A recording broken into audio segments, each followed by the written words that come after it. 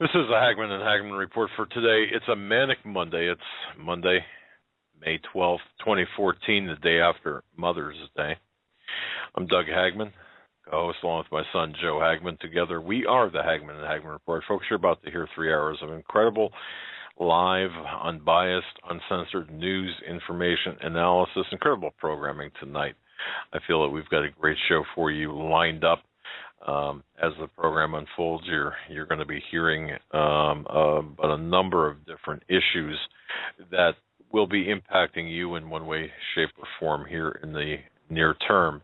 You're listening to the only show, ladies and gentlemen, where the news is presented to you in 3D format, meaning that we look beyond the headlines and beyond the bylines and bring you the news behind the news through the fog of disinformation, whether it be natural or more man-made magician's fog. We look through it. We broadcast live each and every weeknight from 8 to 11 p.m. Eastern Time. You can find us on the internet at HomelandSecurityUS.com. That's HomelandSecurityUS.com. Of course, our website is undergoing a makeover, and hopefully you'll like that. We are in the process of repairing a couple of links there, but and populating this now with information that we've collected over the last year, stuff that is going, boy, I'll tell you, it's a job, but the access to the information that you will have when this is done is going to be phenomenal. Folks, we're also simulcast by the Christians United Broadcasting Network. There you can tune us in at the Hagmann and HagmannReport.com. Spell it all out, 2 N's on Hagmann, spell out the word and there you've got it. Thanks for joining us tonight. Thanks for your belief and trust in us. Thanks for tuning us in, deliberately listening to this program. I want to say hello, very special hello to our dear friend, Greg Jackson. Greg, thanks for listening. Prolific author, great motivational speaker, great speaker. Just love the guy. I'll tell you, he's just a tremendous guy. He's the author of a couple of books, one coming out here in August as well. But anyway, just want to say hello to you, Greg. But again, thanks for joining us. And we are going to walk through this minefield of current events together tonight.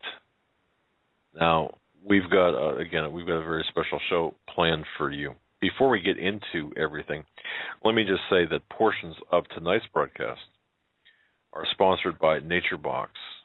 Folks, order great tasting, healthy snacks right to your door.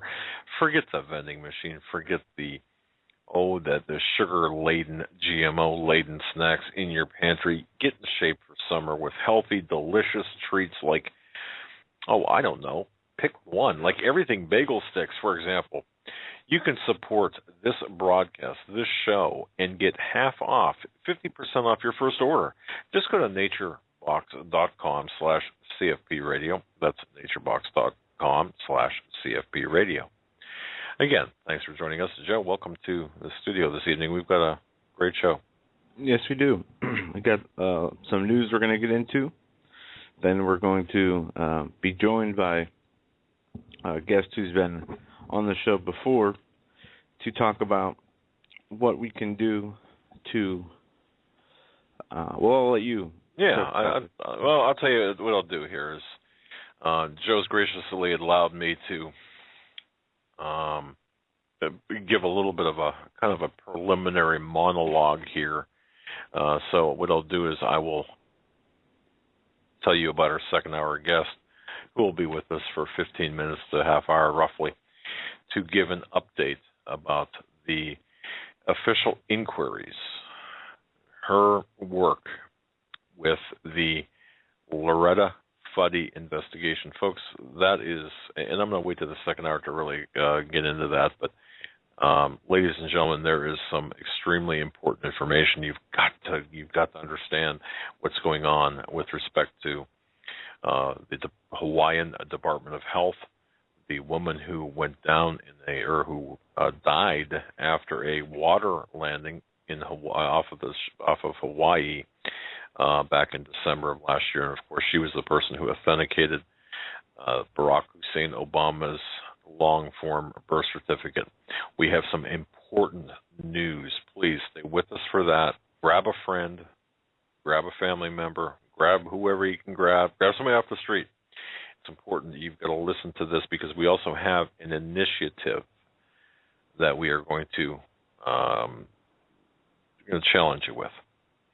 But before we get into that, before we get into the news, I just wanted to take a moment here. I received a couple of emails over the weekend, and this is pretty interesting. Many people talk about what we're faced with or what we might be faced with respect to, wow, could they kick in our door? Could they take our guns away? Will they take our guns away? Will they take our family away? Will they even have the audacity to hurt our wives, our children? Think of it this way. Here you are, not to the men of who are listening to this program. If you're a man listening to this program, you've got a responsibility to protect your family. I got a couple of emails over the weekend saying, "Oh, no, you should submit to the authority of the government because God put the government in place as a matter of judgment." Now, I'm not going to get into a full response. This is just my basic take on the matter. Okay, somebody has 45 minutes stressing me down concerning my stance on a column I wrote about now's the time to choose your own side, to choose a side, I should say. And this is, and of course during the weekend I got a lot of emails saying, "Hey, did you know that so and so was spent 45 minutes saying that basically I and any Christian should not pick up an AR-15 or not pick up a sword, if you will, metaphor, practically speaking, that is, realistically speaking, but submit to the authority of the government. If they come in to take your wife, let them. Put the side, and this is based on my column from, I believe it was April 30th, the side I should take is the side of not fighting back, the side of submission, the side of acquiescence, basically. And that, of course, represents my obedience to God. Here's my response very briefly, and here's my take on it. And this is pretty consistent with the true meaning of submission written by, Romans 13, written by Tim and Chuck Baldwin. But folks, and this goes especially to the men out there, here's what I have to say to that, and I'm going to be very brief. Because I have thought about this and really attempted to understand that mindset. I attempted to understand me standing in my living room or in my driveway or in my garage or on my front yard, front lawn, watching my family being rounded up, my wife or daughter being raped or worse, tortured. To even talk about this is just incredible. What is one to do? Is one to fight back? Well, of course, to me, that there's no discussion. But apparently for some there is. Because I believe and this is, again, consistent with, I believe, the teachings of Chuck and Tim Baldwin, I believe that the reference here is to Romans chapter 13. And that's been increasingly misinterpreted by many, many, many, many, many people. This brilliant passage of Scripture providing bold instruction for the child of God regarding the proper role and duty of government, it's become sort of as the Baldwins would say, ubiquitous opiate. that causes Christians to revel in the sheepish slavery and servitude. Without a shadow of doubt, in my mind anyway, Satan has used the misinterpretation of Romans chapter 13 to cause more Christians to surrender their God-given liberties and freedoms to all sorts of tyrants, both religious and secular. To me, that's a sin. And it really wasn't an issue until maybe the late 90s, and then as we got into the post 9/11 era, that this did become an issue. Before that, according to the Baldwins, Christian leaders and laymen alike properly understood that the fundamental natural law principles of freedom, principles of jurisdiction, and, of course, the big one, the principles of duty. As with all Scripture, including but not limited to Romans chapter 13, no Bible passage was ever intended to be taken out of context from the totality of the scriptural and biblical instruction. Using Romans chapter 13 to prove a tyrant's claim that Christians, that followers of Jesus Christ, must give absolute and total submission to a civil is absurd. It would be like using, for example, Timothy 5:23 to prove a wino's claim. Now, these are Baldwin's words, that the submission and addiction to booze is justified and even commanded by God, or to the wife beater using Ephesians 5:22 to prove that beating his wife into submission is also justified or even commanded by God. We're plainly instructed to stand fast in the liberty wherewith Christ hath made us free. That's in Galatians 5, chapter 5, verse 1. This freedom includes virtually every area of the Christian walk, whether it's, every area, period. And every pastor, again, now these are Pastor Chuck and Tim Baldwin's words, every pastor, every Christian, every layman, teacher, every civil magistrate, every student, every judge in this country should read this treatise of Romans chapter 13. Read it at least twice. Encourage everyone to read Romans chapter 13. The misinterpretation, and understand how it's misinterpreted. Would any Christian advocating total submission to government, no matter what, also advocate, we'll say, a wife's submission to her husband, no matter what? Of course not. We complain about that, don't we? With the Islamic cult. What about if your employer requested you to do something, to submit to something regardless, no matter what? Or your pastor did the same thing. The scriptural principle that governs a citizen's submission to his civil authorities is the same principle that governs his or her submission to any other authority. Why is it only to civil authorities that Christians must give absolute and total submission? Those are the words of Timothy and Chuck Baldwin in Romans 13. More importantly, cutting to the chase, and then we'll get into the news. But again, I just wanted to address this. I think one would be very hard pressed to justify, in the name of Christian duty, submission to a government which causes harm to innocent people. One shirks the duty to his fellow man by unconditionally submitting to, abetting an antithetical God-ordained government whose power is wielded to a point that we're unable to live peaceably and quietly with others and with ourselves. I mean, a man must take care of his family. To the men out there, you've got to take care of your family.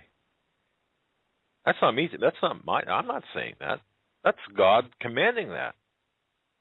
And he who ignores this duty, according to the Bible and in the words of Scripture, or citing Scripture, is worse than an infidel. Shirking this duty will affect not only God's blessing of a man on earth,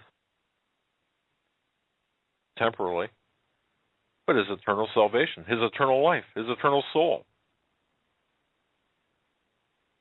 Truly, I believe that a man must be well armed to protect his family, to protect against any person who would injure his family, to usurp his authority, to trod over the rights of others and the members of your family. Don't forget, did not Jesus tell his followers, let the one who has no sword sell his cloak and buy one? Didn't he say that? Of course. It's in Scripture. Take that out of context. Did Jesus perhaps not understand the purpose of the use of the word or the use of a sword? Of course, he was referring to a military weapon used in battle. He most certainly did. Now, he taught in parables by using these same natural law principles of self-defense in Luke 12:39. What did Jesus say? Jesus says, if the good man of the house had known what hour the thief would come, he would have watched and not have suffered his house to be broken through. Would Jesus use a parable that contains false principles contrary to God's will? Or would he use a parable that conforms to God's law so that he may accurately and completely explain them as applied to different areas of his life? The answer is obviously that Jesus' parables contains the truth of God's laws. All of them do. Folks, naturally, the ability to protect yourself, your family, your wife, your daughter, your son, your neighbor from an aggressor is just not limited to robbers or to rapists or to murderers or to people going gone nuts and who seek to harm you or someone else. Such a God-given right and duty of defense extends especially to the tyrant who uses their trusted position and the power under the color of authority to betray the trust of the public and destroy those whom he is charged to protect. Bear in mind that the tyrant's harm is one heck of a lot greater and much more reprehensible than that of some sole individual robber, rapist, thief. Condone sacrifice of one's family for the sake of an enemy. And anyone who thinks that he does, to me, in my opinion, is a lunatic. And then a dangerous one at that. God never would condone the sacrifice of one's family for the sake of an enemy.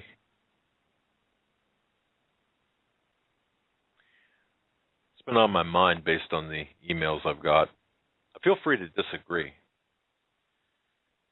But I think that one of God's most fundamental commandments, God requires that man not kill without cause, of course, and not steal or even covet each other's property.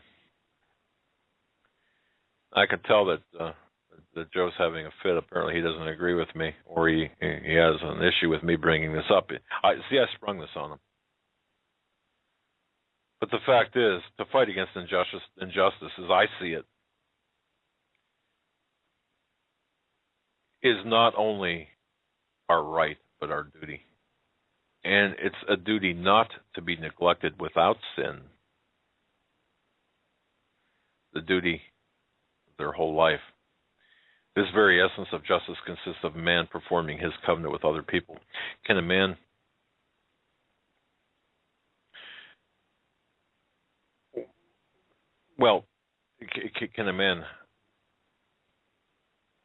covenant to submit to government at the hurt and detriment of his neighbor or brother or even himself or his family? To say yes, in my view, is absolutely, totally ludicrous. Yet anybody who would submit unconditionally to a government, to a tyrannical authority, makes such a covenant, violates the very essence of the law of God.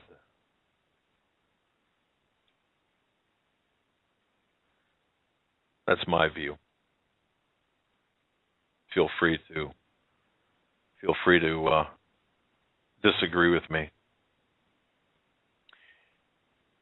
I feel very strongly about this because I do believe there will come a time that we will have to choose a side. And by choosing a side, I'm not saying take up arms against your government. What I'm saying is, very simply, you as a man, as a man in the family, you've got a right.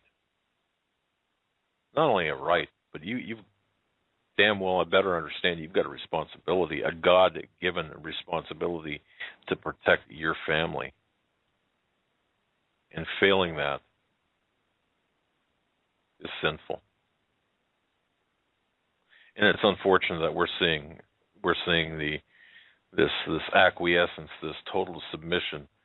I was told to take up the cross, or I was told that I should take up a cross instead of an AR-15. I didn't realize that was mutually exclusive. I didn't realize you can't do both.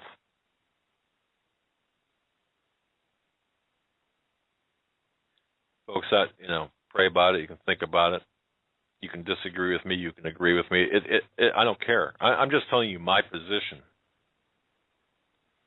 You can send me all the emails you want, but let me be on record today, May 12th, 2014. Let me be on record today, May 12th, 2014. Let me be on record that I'm not as an infidel. I do accept my responsibility as a husband, as a father, as a leader of my family, to exercise my God-given right and responsibility to protect my loved ones, to protect others, to protect the innocent. And in my view, failure to do so is not only ludicrous, not only insane, but to play right into the hands of Satan himself. That's just my view. That's my monologue. I've got nothing more to say. Well, I'm not going to comment on that at this time. Let's just get into some news. We have a lot of news to get into before we have Butter Dezillion to come on. A couple of interesting articles here. One of them that really caught my attention and circulating today. The Department of Homeland Security secretly allowing suspects with terror ties into the country by taking them off the watch list or putting the terrorists on hands-off lists that permit individuals with terror ties unfettered entrance into the United States.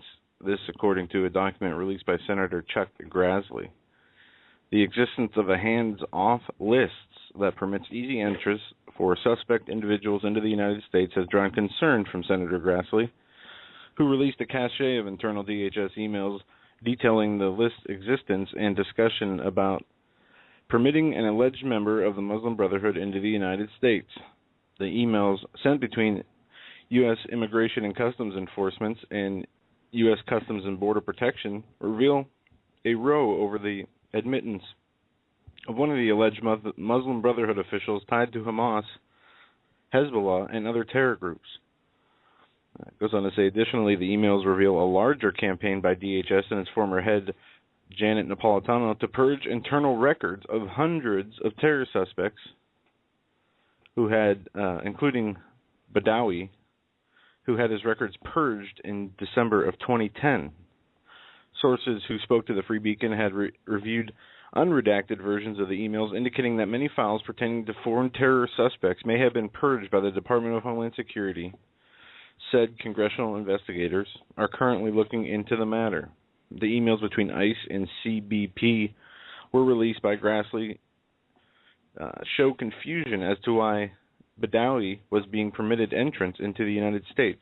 I'm puzzled how someone could be a member of the Muslim Brotherhood and an unindicted co-conspirator of the Holy Land Foundation trial, be an associate of redacted, say that the U.S. is staging car bombs in Iraq and that it is okay for men to beat their wives, question who is behind 9/11 attacks, and afforded the luxury of a visitor visa in de-watch listed, one official wrote May 2012 in the emails released to Grassley.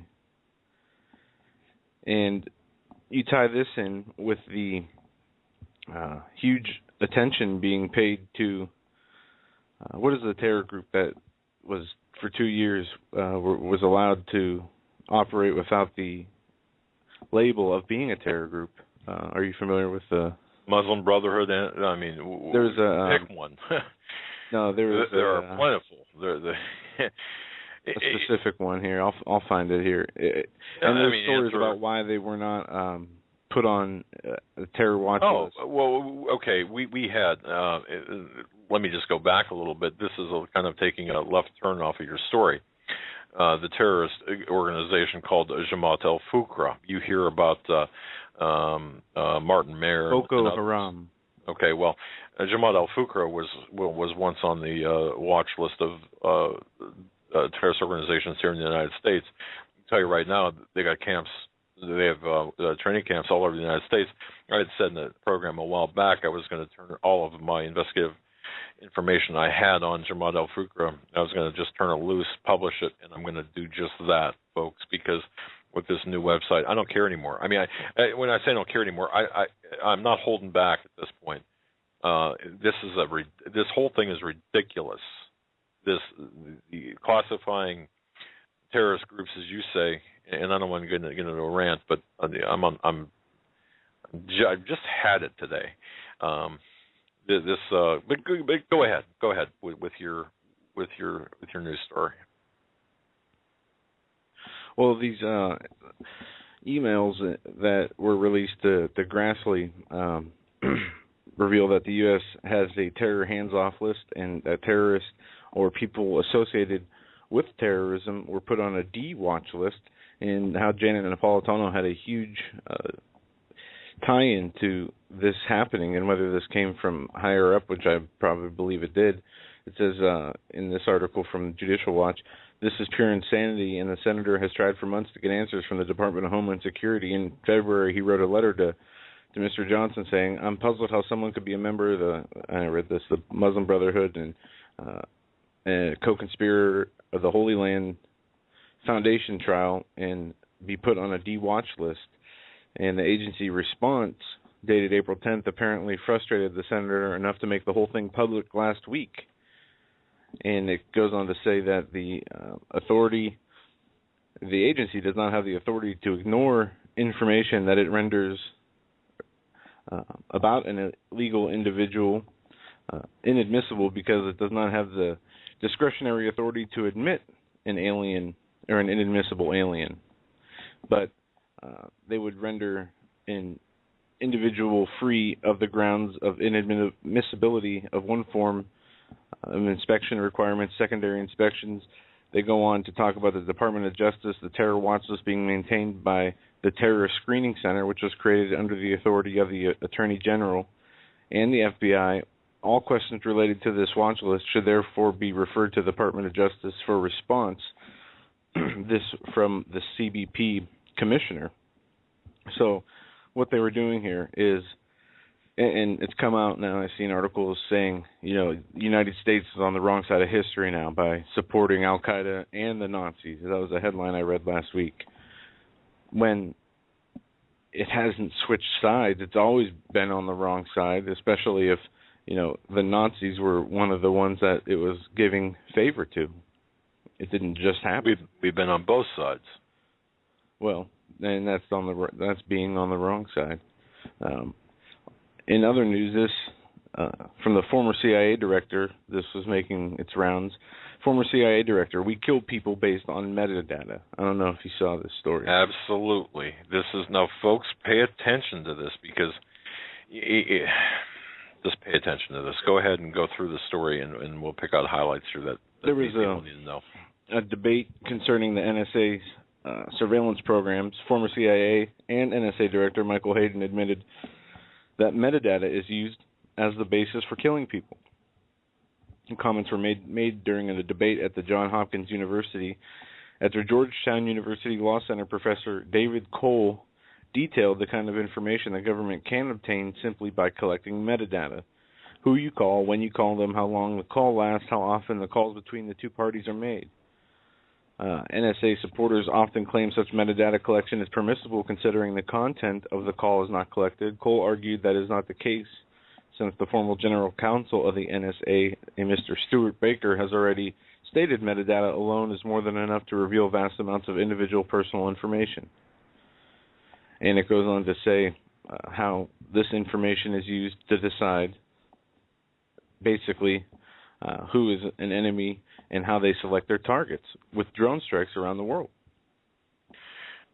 You know, okay, folks, what's important here, and I think what people really need to really understand is the vast collection that's going on. Everything that you do, you go to the grocery store, you use your credit card or debit card. As soon as you do that, okay, there are databases that collect. For example, it's registered at your bank and or your credit card company, depending on how you make your purchase. If you use, for example, a customer loyalty card to that store, that is sent to a database, to the corporate headquarters of, we'll say, Costco or whatever store. What happens is there's an interface between that store and the government, the United States government, for example, the NSA, and other agencies well beyond the NSA. So, for example, if you go to a store and use your customer loyalty card and you buy, you suddenly, for example, buy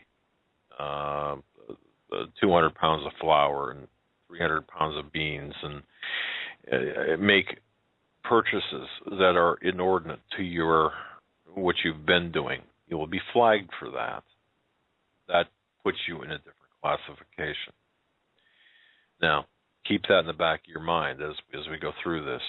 Okay, that's is that, for example, them keeping track of your buying habits? Is that against any type of law? Well, it's certainly it's anti-privacy, but the fact of the matter is they're collecting this information. Now, with metadata, it's very simply, we'll say a telephone call. All the metadata is your phone number, the number you call from, the number you call, the duration of the call, and the geographical location of the telephones, yours and the recipient's. That's the metadata part of it. Now, there may be other aspects in there, but that's the gist of it. So you might think, okay, what's the harm in that? Because we certainly wouldn't want, neighbor John Smith calling Anwar al-Siddiqui in Yemen and talking, talking for 30 minutes, or you know what I'm saying? You especially if the recipient of the phone call, or if the other person on the other end of the phone call is a known terrorist, we certainly can't have that, can we?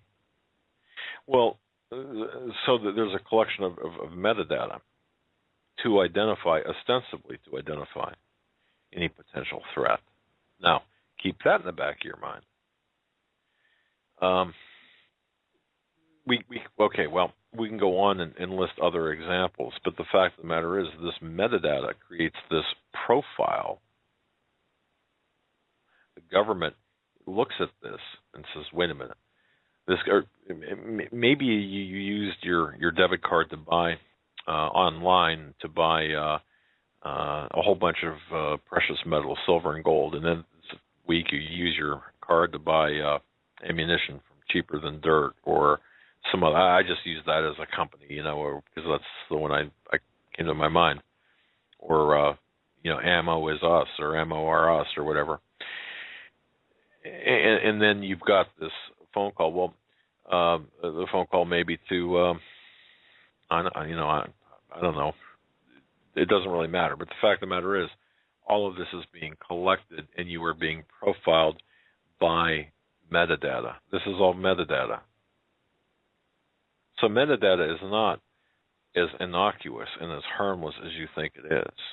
It is creating a profile. So they can label you a potential survivalist, a potential terrorist, if the survivalist falls in a subsection of being a terrorist. That's what's taking place today. That alone will reclassify or classify you in your threat level. Now, keep in mind, is we're looking toward every county in America having an armed drone here in the next, I believe it is, the goal is the next 3 to 5 years. Keep that in the back of your mind. To date, to our knowledge, or at least nothing publicly stated, there has been no armed drone use on U.S. soil. Notice how I said that. So please don't quote me incorrectly and send me an email. There has been no reported use of any armed drones on U.S. soil, at least reported or acknowledged by the U.S. government. But the fact of the matter is, what do you think they're collecting all this metadata for? And do you think they're limiting it to metadata? No, of course. What didn't Edward Snowden disclose? The Office of National Director Intelligence has released, because of a FOIA request, its latest controlled access program classification marking guide. This is something to be considered. The fact of the matter is, we are looking at this invasion, complete invasion, this colonoscopy of our lives by every and all means out there, by the DHS, by the NSA, by the U.S. intelligence community as a whole. You know what Snowden has released based on public and open source information. But what he hasn't released, I believe, is perhaps his insurance policy, and goes well beyond anything that we've heard to this point. So this metadata collection, going back to that, is extremely important, because it's not as innocuous as maybe Matt Lauer and others would have you believe. It's not, oh, well, if you're not doing anything wrong, then certainly you've got nothing to worry about, because they could take the information and put it in such a context where, you're a terrorist.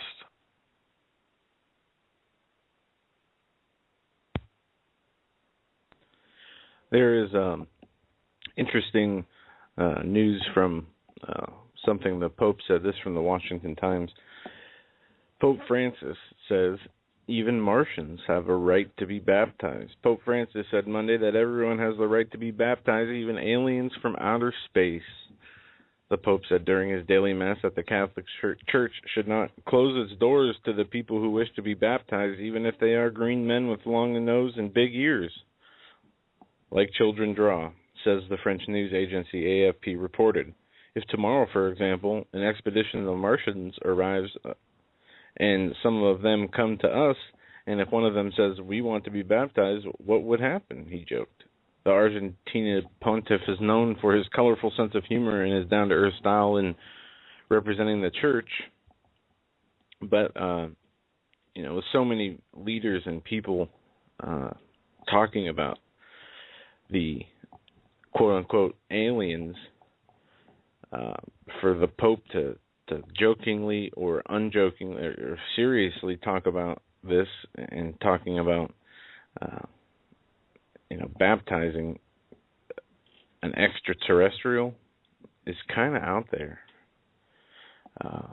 It's very troublesome just to see. I mean, even if it's a joke, that's something that is out there, too out there for me to even comprehend. I mean, the things that have come out of this man's mouth it's getting a bit crazy. Well, it should tell us something, shouldn't it? If the Pope is talking about potentially baptizing aliens, Martians, people from other, or entities from other planets, what are we being prepared for? Seriously. We know that any type of aliens are not extraterrestrial beings that are separate from God's creation. We know that it states plainly in the Bible that God created these, all men and creatures on the earth. But to see, with such talk about the aliens, we know to associate them as demons. As we're told, a great deception will come, that even the very elect, if possible, would be deceived. But I think to welcome these things. Yeah, it's more about conditioning, though, don't you think? Absolutely, it is, but it takes it a step further. And so imagine a legion of demons, or quote-unquote aliens, comes in tomorrow posing as saviors. Is he saying the Catholic Church will embrace them with open arms? Well, he's saying baptize them, right? I mean, how much more open arms can you get? So right. We are being set up. This is why, too. I believe this is why we do the Sunday evening programs. We do it for spiritual discernment. We do it for information as well. But the fact of the matter is, I truly believe that we are going to see things take place that will involve these alien type life forms. Why do you think we talk about the DNA so much? Why do you think we talk about the Cain lineage so much? Because we're talking about being set up. We're talking about the biggest lie of all, and that's the lie that some race is going to come forth and say, you know what, we're your cousins, and oh, you know that thing about, you know that Jesus thing? Well, he was one of us, and we're, as a matter of fact, you're really we were here first. You're really, meaning the human race, the seed of Adam they're the aliens, the seed of Adam's the aliens. It's a whole convoluted type of lie that I believe will get a lot of people, including thinking Christians. Sorry about that. The same type of Christians who will embrace the complete acquiescence and submission to a tyrannical authority, and say, yeah, have your way. Okay, I believe that same spiritual, demonic, satanic influence will also play a big part in the deception. I truly believe that. It's all one and the same. It's all fruits. It's all branches of the same tree of deception. That's my view, and I think we are being prepared to say, you know what? We'll accept this. Yeah, there are saviors, and you look up, and it's kind of, what is that? The blue beam rapture that's discussed, perhaps. What better way to depopulate a country or a world? But the fact of the matter is, to even talk about this, at this particular point, tells me that we're getting close to some sort of event that would potentially give us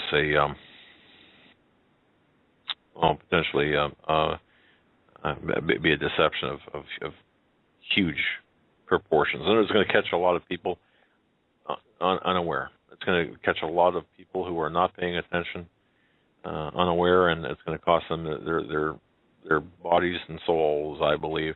So that's the significance of talking about this. That's the significance about this statement. That's my thought anyway. Also, I don't know if you saw this FACTA IRS story and what's happening with the Foreign Account Tax Compliance Act. Yes. Starting Isn't that interesting? July 1st, 2014, the IRS's Foreign Accounts Tax Compliance Act will be going into effect. Basically, it's been said the IRS is going global. Think Germany. Look, if you want to get out of the country, maybe you can, but your money ain't going anywhere. Yeah, and I'm still gathering research as to exactly what this does, what these new requirements from the IRS will do, how they will be enforced, and who they will be enforced on. But none of this looks good. An article from Reuters from a few days ago, U.S. and Singapore reach agreement on tax evasion, the U.S. Treasury. Singapore has reached a tax information sharing agreement with the United States under a new law meant to combat offshore tax dodging by Americans, a U.S. Treasury Department spokesman said on Monday. The deal, which was expected for more than a year, will make it much easier for institutions of one of Asia's biggest wealth management centers to comply with U.S. rules and puts it ahead of rival Hong Kong, which is yet to finalize the deal. Set to take effect on the 1st of July, the Foreign Account Tax Compliance Act of 2010 will require foreign banks, investment funds, and insurers to hand over information to the U.S.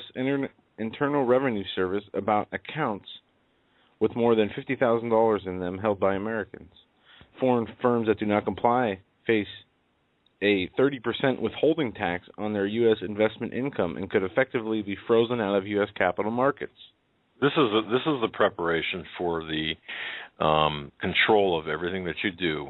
For example, you think that the paper money that you have in your pocket right now, you think that you can, I don't know. Well, right now, at least you can go buy a car with it. You can go buy a couch with it or a refrigerator. You can go buy beer and Skittles with it, whatever you want to do with that paper folding money in your pocket. But what you're seeing happen is the run-up, the preparation for a control system where because of the necessary guidelines that they're imposing, you're not going to be able to use cash money, especially after it collapses.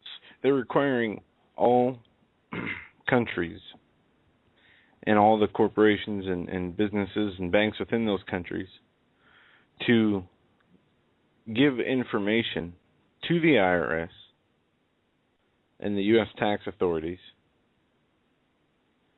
and if they do not do so, they will be punished financially. And maybe kind of like how the Obamacare says that they'll take the money right out of your bank account for not complying with the healthcare law as a tax. This looks to be the same kind of setup here. But for the IRS and for the United States to pass a law, and as you said, not even hiding money. Well, it's the movement of money. It's the tracking right. of money. And that's what this is all about, folks. The gates are closing. The reach is extending. The IRS is an arm. Think of it this way, and this is why we put this together this way. I'm talking about this is the IRS is actually using other governments. It's like using employers to collect taxes. Yeah, they say any entity that does not coordinate and make good faith efforts to comply with the new requirements will not be given any relief from IRS enforcement. Correct. So the ultimate goal here is to consolidate, to centralize, and to control, monitor, and then control the incoming, outgoing flow of cash. And ultimately, what's the ultimate goal here? The ultimate goal is a digital currency where everything that you do, no matter what it is, no matter where you are in the world, will be tracked by the IRS and or the centralized one world economic system. That's the entire goal of this. That's the goal. And how else can you do it? You've got to do it incrementally. This is one of the increments. And the U.S. Treasury Department's getting in on this, and they are preparing similar procedures outlined by the models in the FACTA Act and through intergovernmental agreements as to make corresponding deadlines coincide and to make certain other amendments. And there are still countries that are not cooperating with these obligations, and I would say with good reason. But the IRS gone global, it's just so crazy to think. The audacity of these people, they are not going to stop until, like as you said, they have control. They have the ability to know all money, where it's going, where it's coming from, who has it. And I want to thank, who is this here? I want to thank,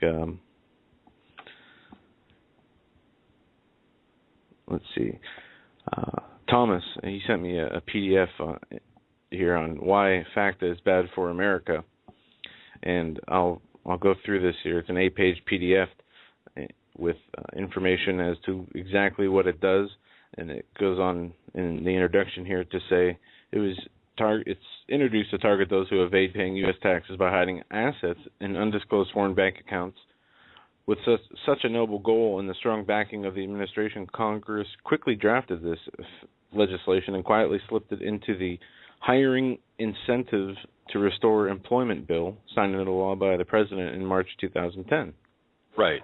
Yeah, this is not something brand new, for crying out loud. This is old. However, the fangs, the effects, the bottom line, I mean, people are feeling it right now. Just like Drudge, when he was talking about having to pay penalties for the Affordable Care Act in March. People were laughing, saying, oh, come on, it doesn't go into effect until 2015. Baloney. Well, I mean, technically it does, but you're still, in 2014, you're paying for the estimated taxes of the first quarter of 2015, or the first quarter of 2014, you're paying for the estimated taxes of 2015. I'm doing it.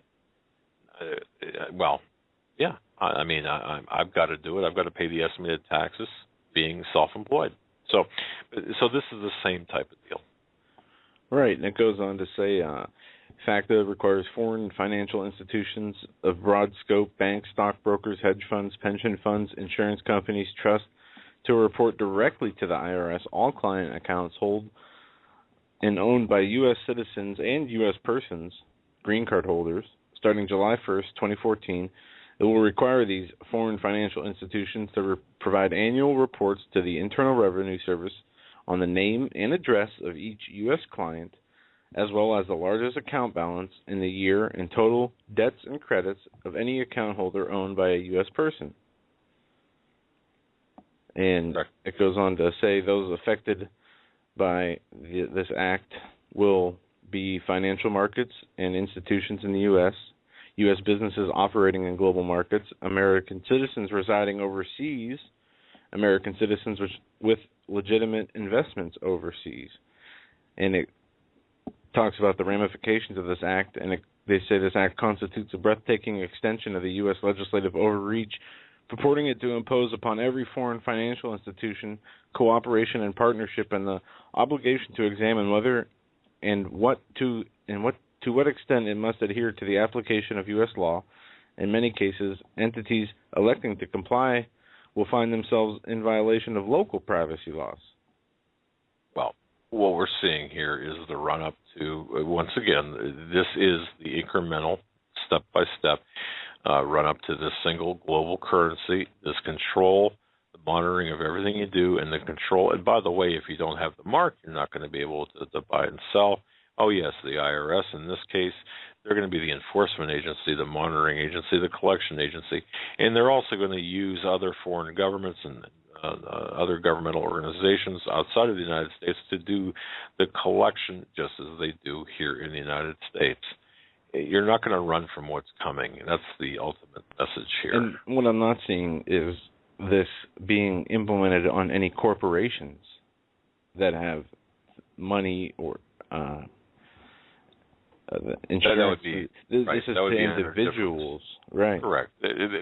However, the corporations are under a different classification, and that's something totally different. That exists, but not in the same as individuals. So, just because you're a corporation, don't think that you can bypass. I mean, you could be a subchapter S corporation. Don't think, or an LLC even, don't think you can bypass the reporting requirements, because you can't. It's just done by through a different legislative action. And the last story before the top of the hour break here, this from the Wall Street Journal, warning new Internet taxes may be coming. On November 1st, 3 days before Election Day, the Internet Tax Freedom Act is due to expire, in place since 1998 and renewed 3 times. It wisely prohibits taxes that discriminate against the Internet, state, and local governments can't impose burdens online that do not exist offline. Multiple jurisdictions can't tax the same online transaction, a critical consumer protection in a country with more than 9,600 taxing authorities. The law also bans email taxes and new taxes on Internet access services. But in a few months, customers may begin to receive notices, and the law has allowed the Internet to grow into an engine of interstate and international commerce. But customers may begin to receive notices in a few months from their Internet providers that new taxes are on the way, even though nearly everyone in Congress opposes slapping all of American heavy traditional telephone taxes on Internet access. Renewal of this successful policy being held hostage by lobbyists for giant retailers, they go on to say. And this is persuaded by Democrats, and even self-styled limited government advocate Representative Jason Chavez of Utah said that the extension of the Internet Tax Freedom Act should be paired with some authority for those 9,600 governments over e-commerce. Yeah, you got to understand that this is a this transcends political party. You've got Republicans and Democrats both jumping on the bandwagon. This is all about money. Think of it this way: those people old enough to remember when you got your telephone bill. Remember that you got 17 pages of your telephone bill. Remember those days? In the line charges, the taxes, line taxes, this, that, the various taxes that were included in that. Think of that as the template, I suppose, for what you're about to see. That's the easiest way. After looking through this and studying this, that's the easiest way I know how to describe it. But again, you're looking. What's the ultimate objective here? Its ultimate objective is to control and to consolidate, and also in this case to collect. It's a pretty messed up system, and we'll see how this pans out. But we're going to go to the top. Wait a second. Hang on a second. Before we get into that, let me just sneak this story in real quick here, just in case you guys had forgotten about this. Remember Lois Lerner? Of course, she was held in contempt of Congress. House Speaker John Boehner announced his intention to effectively neuter any chance to enforce a real penalty against her. So Lois Lerner, I just want to throw this out there in case you haven't heard about it real quick. Lois Lerner, she walks without even a slap on the wrist. She was found in contempt of Congress, and yet, hey, it's okay. Because Bonnier turned the case over to Holder, and I said, hey, Holder, go do what you got to do. Well, the contempt charge has gone to the Attorney General, and it's up to the Attorney General Holder to prosecute this and to assign someone to prosecute the case. You think that's going to happen? Yeah, unless you're one of the non-royalty, expect to be charged. If you're part of the royalty, like Lois Lerner, well, you just got out of jail free. With that, we'll go to the top of the hour break. We'll be right back with our guest, Butter D. Zillion, on the other side. And this is a very special edition of the Hagmann and Hagmann Report. Our very special guest is an internet researcher, a wife, mother, just a tremendous person. Goes by the internet moniker of Butter D. Zillion. Now, folks, if you go to HomelandSecurityUS.com, our home base, on the right-hand side, we did a little bit of revamping here, a little bit of changing things around, but on the right-hand side, under tonight on the Hagmann and Hagmann Report, you'll find a link directly to her website. It'll say guest hour 2 internet researcher Butter D. Zillion. And you might think, wow, who's that? Well, let me tell you, as a detective, I've been a detective for 28 years in the private sector. I've known researchers, investigators, people who have done a lot of work in many areas, but rarely have I ever seen a person without formal training do what Butter D. Zillion has done, and that is to investigate the heck out of an incident, specifically that of the mysterious downing of the plane carrying Loretta Fuddy. Well, why is this important? Loretta Fuddy authenticated the long-form birth certificate of Barack Hussein Obama. Why is that important? Because Barack Hussein Obama may not be eligible to hold the office of the President of the United States. Why is that important? Well, this brings questions about his allegiance. Who is he allied? Where does his allegiance lie if he's not an American citizen, or if he doesn't conform to the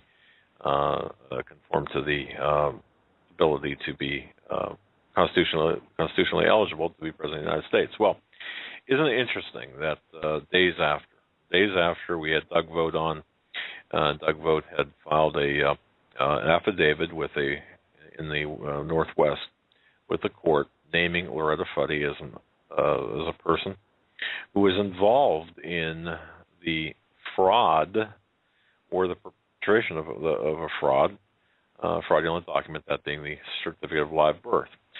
And she was placed into, Loretta Fuddy was placed in the position of the directorship of the Department of Health in Hawaii. That's kind of the backstory. Butter D. Zillion was onto the eligibility issue, onto Obama, Barry Soetoro, whatever you want to call him, right from day one. Did a lot of research. You can go to her blog. It's linked right off of our website. Her blog, of course, is butterdzillion.wordpress.com. It's full of information. The archives are just rich of data. And on the front page, of course, there are photographs. Now, and also a narrative. Under the photograph is an important narrative, folks, you've got to read. Because on December 11th, 2013, the Cessna carrying the Hawaiian Health Director, Loretta Fuddy, made a water landing. And, of course, we are told that Ms. Fuddy is no longer with us. She was a passenger of a plane, the sole fatality, and it just happened to be Loretta Fuddy. So with that, and with much, I'm just so grateful because Butter D. Zillion agreed to come on at a moment's notice, and she's a very busy lady. But with that, I want to bring her on. Welcome, ma'am, to the Hagmann and Hagmann Report. Hi. Hi. Thank you for welcoming me on. Well, just to give people an understanding of what's going on here, you have been just really asking for documents, official documents from from various governmental agencies, including but not limited to the Hawaii Department of Health. I've got a PDF here. Let's see here. To the State of Hawaii Department of Health, Office of Health Status Monitoring, and so on and so forth. I mean, you've made requests for government documents, government records. Yeah. Yeah. Where are we at with the investigation here? Just lay it out for us, if you can. Well, sure. Like you said, I have requested a lot of documents. I've requested documents from the Coast Guard. I've requested documents from the Maui County Fire Department. I've requested documents from the U.S. Navy. I've requested documents from the Maui County Police Department. I requested documents from the Federal Aviation Administration. I've documents from the Department of Health, just all kinds of documents. And I've gotten some of those. It's been like pulling teeth trying to get any response. I've had a lot of crazy shenanigans in trying to get these documents. But I have gotten some of the documents. I've gotten the fire department's CAD report or CAD transcript and their incident report. I've gotten information from the Navy. I've gotten the U.S. Coast Guard case report. With that, and with those reports that I've got, there are major discrepancies between those reports, and between what's in those reports and what was told to the media. And so, on just about every major point in the story. There is some kind of discrepancy in the records, so that we don't know how the crash was discovered. The accounts of that don't make sense. We don't know who found Loretta Fuddy. We don't know who picked Loretta Fuddy out of the water. We don't know what condition she was in when she was found. We don't know who transported her, when, or where. Every major, we don't know how many people. We don't know how many people the official. Well, we kind of know how many people the official reports say were rescued from the water, and it's not the number that they want us to believe, because in their reports they account for at least 11 that they pulled out of the water, and there were only supposed to have been 9 there. Isn't that interesting? Yeah, and there are references to more that were not pulled out of the water. I mean, there were references to additional people who swam ashore, and they're just, the numbers have never added up. The stories have never added up, and every detail of it, they're just contradictions galore. Exactly, folks. And let me explain.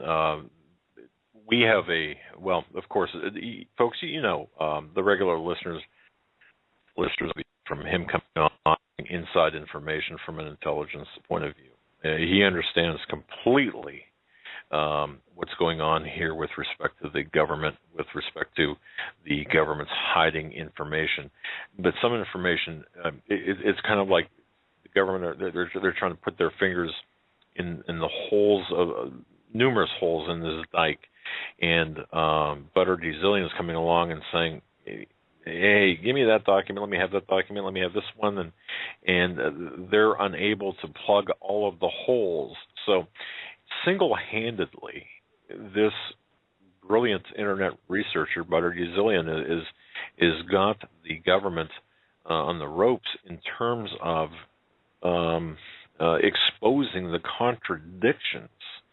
And isn't it funny, folks, that well, not funny, but isn't it ironic that and sad too that everything surrounding Barack Hussein Obama, Barry Soetoro, whatever his name really is, and his mother, and those around him, screams CIA, screams contradiction, screams the fact that we are a captive operation. So what we are attempting to do with Butter D. Zillion spearheading this investigation is to collect as much and as many documents as possible in order to present and especially to preserve the evidence as it is right now, because this does appear to be a criminal case that we're looking at here with Loretta Fuddy and the plane crash. Would you agree with that statement? Yeah, I would. There was definitely stuff that was going on there that was beyond what any of the reports want us to believe that what was going on there. And I had reported earlier regarding the video, Ferdinand Puentes' video, and the extra people that you can see in the water there. And it's evident that the people who were there were watching what was going on and know that the story that we've been given is not accurate, and they have covered that up. The reports that I've gotten thus far have been, there are problems with it, even when you don't look real closely at it. There are problems. For instance, the fire department's report came to me cut and pasted together, which is not a very smart thing to do when you're talking about a CAD transcript where every line has a timestamp on it, and the timestamps were out of order, so you could see that they took one section and put it in a different place to try to hide what was the beginning of the report and what was the end of the report, and probably to hide that at the end of the report there was the claim that the Coast Guard had one person in critical condition on in their helicopter. And so, that record that they were given, it was very blatantly cut and pasted together. When I asked them about it, they said, we didn't cut and paste it. I said, wait a minute, the timestamps are right there. You can see it's cut and pasted together. And they still denied that they had done anything to that CAD transcript. one of the reports by the fire chief actually had referred to another report, and I had asked to see that other report, and I was told, oh, that report doesn't exist. Well, why did they refer to it if it doesn't exist? Oh, it doesn't exist. And that's just one of the ways that they have done things, and the reports are geared towards covering things up. So there are a lot of people who know things that happen that they are not willing to tell, and they're willing to manipulate the records in order to try to hide that. One of the things in the Coast Guard report is that the Coast Guard refers to other aircraft that were there that didn't make it into the other stories. And one of the things that they did is that they referred to the Seahawk that was there, the Navy Seahawk that was there, as Easy Rider 33. And all over the place they refer to it as that. But the Coast Guard also refers to Bullet 45, which is the call sign for an F-18. So they've got information in there that would seem to indicate that there was an F-18 there, and that sure doesn't fit any of the stories we've been told. So those are the kinds of things that come up, and they raise questions, and the people who are putting these reports out there, it just seems that they're definitely hiding things. I have to say this. Since Butter Zillion was on last, she has been pursuing the truth through this official government paperwork. She's been applying for the documents, requesting documents from various government agencies, and getting some, being denied others. But, folks, here's what I really want everyone to understand. The reason this particular case is so important is because it represents, in my view, and this is concurred with our intelligence insider, the fact that this represents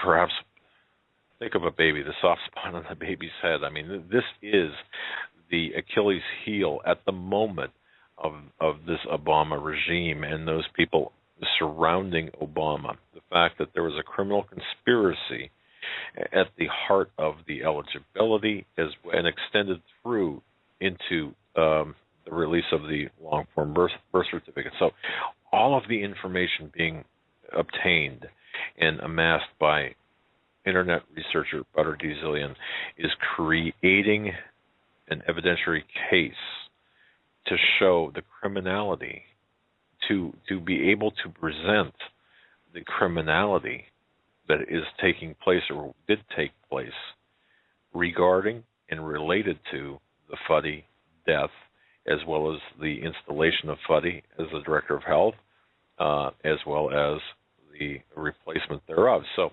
all of this is absolutely key to providing the information about the larger picture. This is so critical that we get this information. When I say we, I suppose I should say Butter Zillion gets it, but we're working together.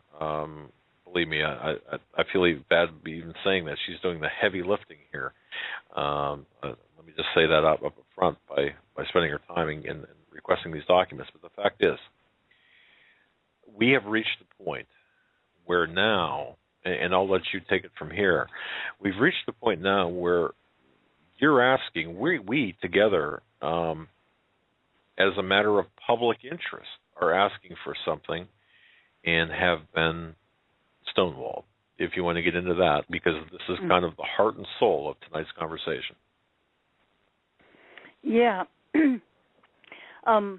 We've got the evidence that we've got so far, and I don't want to go into it very much detail because I don't want to clue anybody in to records that they might want to alter.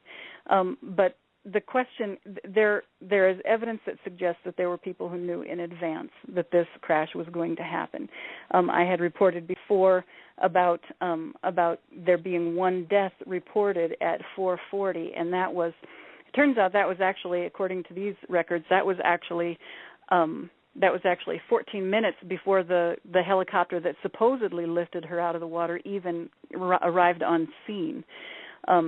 So we've got evidence that suggests that there were media players who may have known about it ahead of time, that there was somebody in Honolulu and somebody in Maui who knew about it ahead of time, but possibly.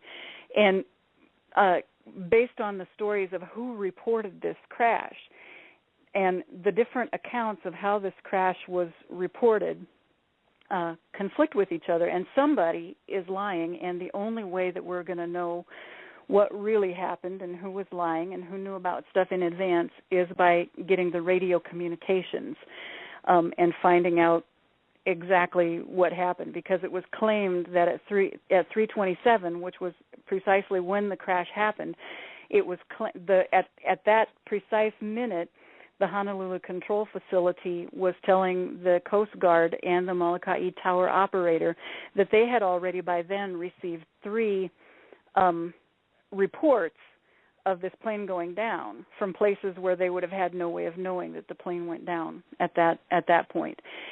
And so in order to know whether the Honolulu Control Facility knew about the crash in advance and that they were reporting this to the Coast Guard without having any reports, or whether there were people who were on scene and didn't claim to be on scene, like Lang, and so then, well, why did he lie and say he wasn't on scene if he was on scene? Those discrepancies need to be resolved, and the only way we're going to know the truth of what really happened and who is lying is by getting the actual recordings.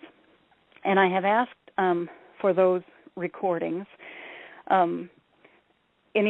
all of the recordings that would help us know who was communicating with who and who knew what and exactly what was going on. And I was told that that what I had requested was going to cost $2,000, and I don't have $2,000, and I actually had my request split up into 2 different parts without telling me that it was split up into 2 different parts so that they could cancel my request. So then I had to file the request again, and it's been a hassle. But I had tried to appeal to say that it is in the public interest that this information be let out, but it doesn't seem to be going anywhere with that. So they're kind of holding off, or I'm kind of held at bay by the $2,000 to get the actual recordings to know who's telling the truth. Right. Okay. Now I'll take it from here for a moment, folks. This is an ongoing process. Now, she had asked for this particular piece of documentation. It exists. We know it exists, and it exists in the format in which we are requesting. The request was made. Please provide it to us, and I'm using us here when I probably should be just using her name, but please provide it in the under the auspices of for public interest. In other words, waive the fee, because under the particular process, you can actually have the fee waived if you can prove that it's in the public interest that you need these documents. Well, Butter Dieselian was shot down. They said, no, this is not in the public interest. Okay, so here's in fact, it's not in the public interest. And what we had done, and as myself as a investigative journalist with Canada Free Press here in the United States, made the same appeal, and it was denied. So in other words, they'll give up this information if we pony up $2,000, which is the estimated cost. And correct me if I'm wrong. That's what they're saying. It would they're estimating it would cost to provide the necessary data that you're requesting. Is that correct? Right. Yeah, that's correct. Okay. All right. So this information is absolutely critical to the investigation, to prove that there is mischief, hijinks going on with respect to the plane crash or the plane landing and the death of Loretta Fuddy, which is directly relates to the long-form birth certificate and the authentication thereof.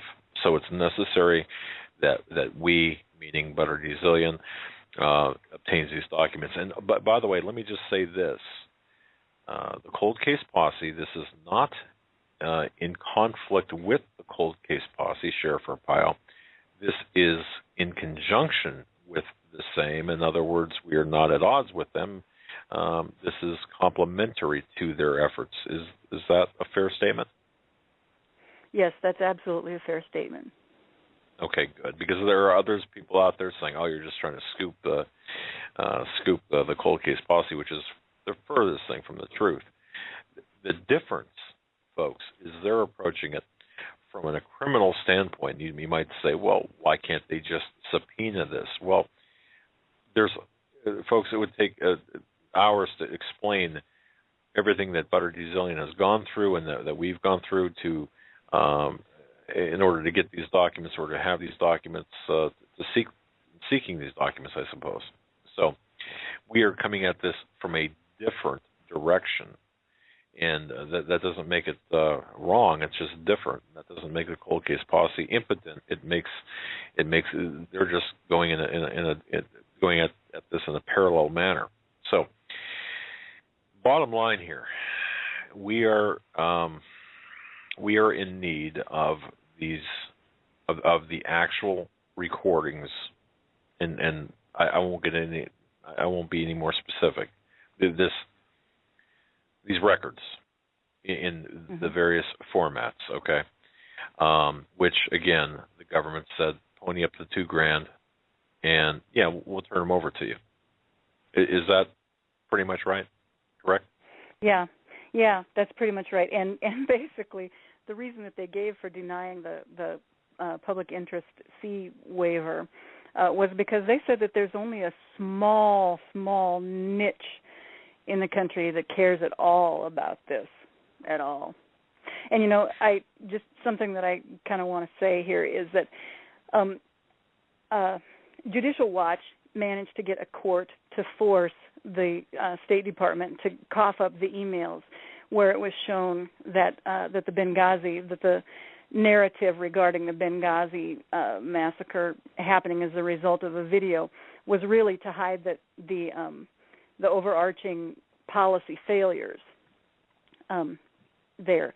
And since that email has come forward, we've got there's going to be the House investigation and all of this stuff. That discussion should have happened before the 2012 election, because those records should have been disclosed before then. And the bureaucrats were able to hold off by disobeying FOIA, and they were able to hold off so that they could have the election and we could have 2 years of a usurper in office doing all the damage that he wants to. And all of that was enabled because they sat on those records and basically said, if you don't force me to obey the law, then I'm not going to obey the law. And they were able to put it off for 2 years. And so we've had 2 years of havoc because of that. And now, in this instance, they're saying, well, nobody cares about this. Nobody cares that this crash was known in advance. Nobody cares that there were extra people in the water, which had to have been planned in advance, and that all this stuff was going on. Nobody cares, and that's their excuse for saying nobody should ever have a chance to find out because nobody cares. And I think that we really need to let the bureaucrats know that people do care. Maybe nobody that they know, but the people of America do care. and folks, that's why I asked Butter D. Zillion to come on this evening. Here is the critical moment. Here's the critical situation. Time is not on our side. Let me just be perfectly frank with you. Time is not on our side. We need, Butter D. Zillion needs, we need collectively to get our hands on this information. This is absolutely critical. And getting our hands on this will do one of two things. It'll confirm. Well, it'll do more than that, but I mean, it'll confirm the inconsistencies that are evident already, or at the worst possible case scenario for us, it'll be so obviously edited, like the certificate of live birth was, or so obviously tampered with, that the criminality behind it will be just blatant, and it will be a news story by in and of itself. I mean, it'll be in our faces. It'll be overt. So here's the after hours upon hours of talking with Judy McLeod from Canada Free Press and dealing with journalists and talking with others, experts on this, Butter D. Zillion just said something. No one, the government says, oh, just this tiny niche of people, this crazy little group of people really care about it, so this is not in the public interest. So here's what, folks, here's what I am asking the Hagmann and Hagmann audience to do, to prove that you're different than other audiences, and I know you are. We could ask for a person to donate $1,000 or $2,000. We're not asking for that at all. That's not what we're asking for. What we're asking for is for enough people, a showing of people, to maybe send $20 for the sole purpose, the only purpose, of document retrieval from the federal government for $2,000. In other words, if you $20, $10, $20. If we can get 100 people sending $20 or 200 people sending $10, that will show the government that we're not talking about this crazy niche of people. We're talking about people who really want answers, that we are different than other audiences, that the price of justice, the price of truth. I mean, this is scripturally, who will be valiant for the sake of justice, for justice' sake. So what we're asking for is as many people as possible to send in just $10 or $20. If we have 100 people send in $20, my math is correct, right? Yeah. Okay. Thank you. Or 200 people send in $10. Again, if my math is correct.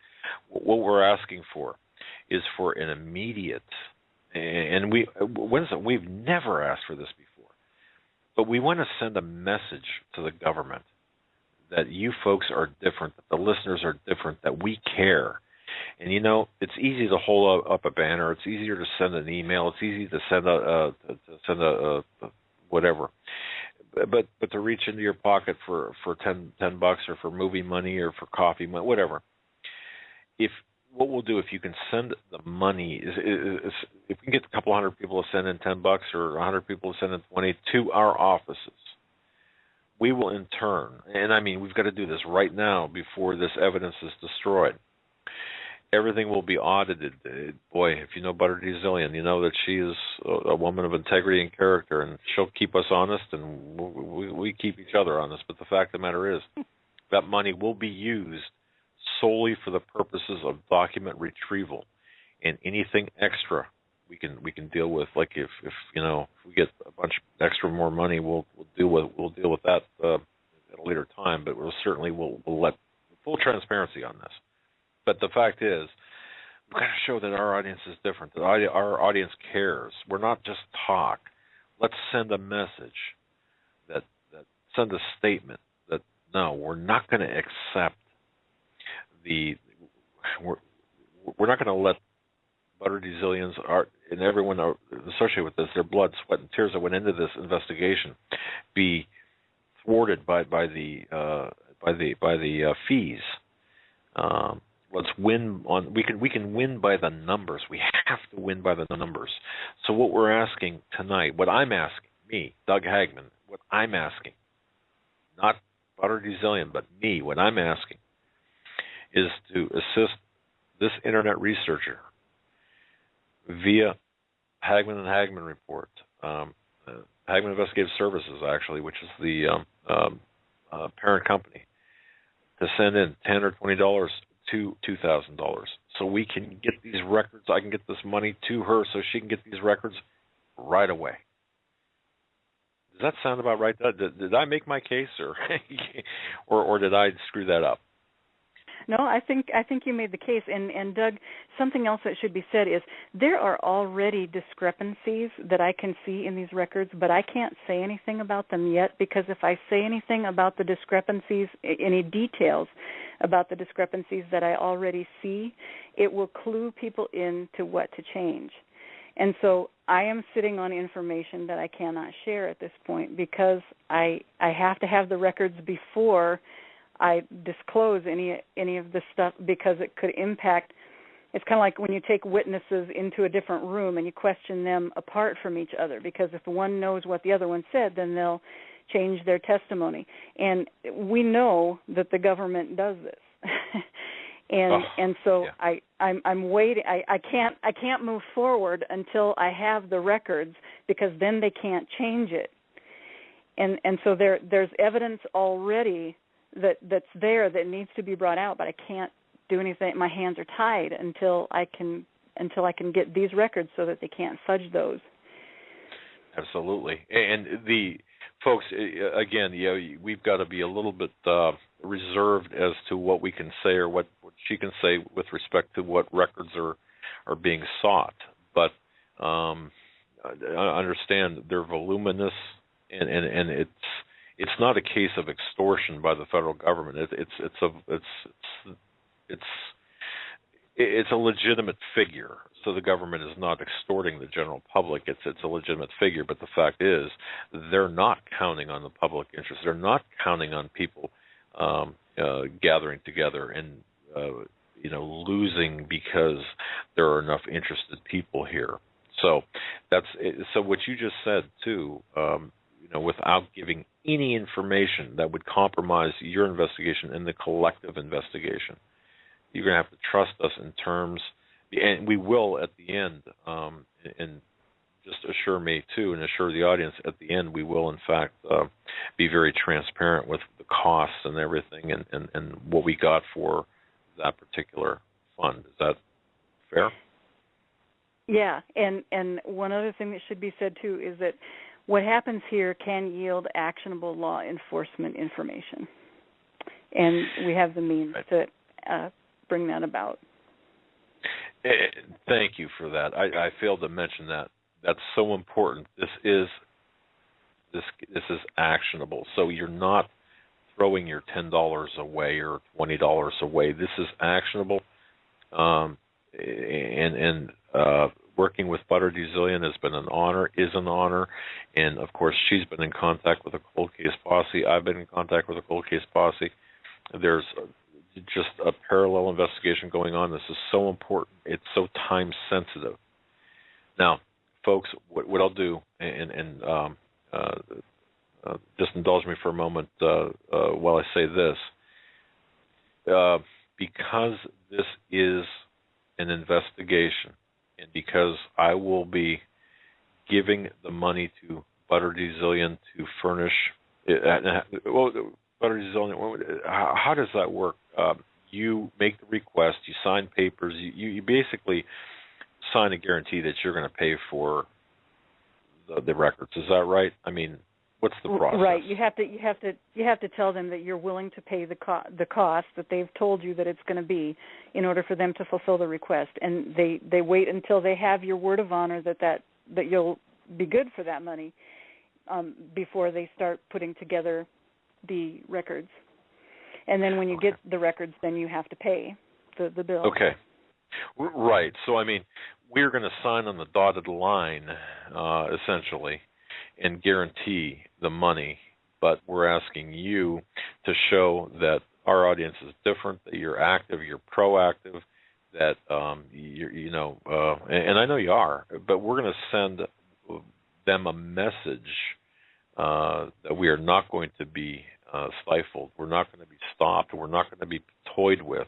We're sending a statement, and this is part of that. So, because of that, this is an investigation that is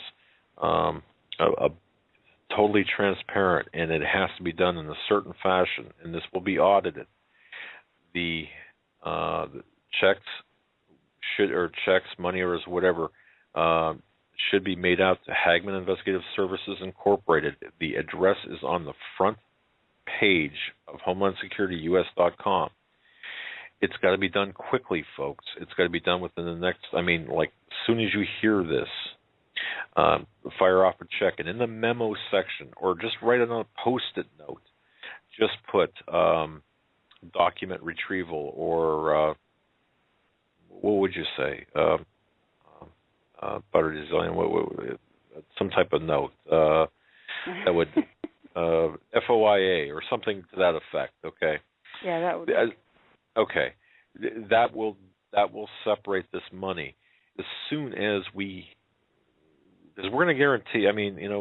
We know you as an audience, so we're going to guarantee this, but we're asking for all of you to make a statement, and we're going to get these records, but we have to do it right away. And I don't want to sound like I'm begging here, but it's more like making a statement, saying, you know what, we want this information. You're not going to stop us by a prohibitive fee, and doggone it, we're going to get it. And then once you get it, and evaluate everything, it's going to be turned over to the appropriate authorities, and it's going to be published.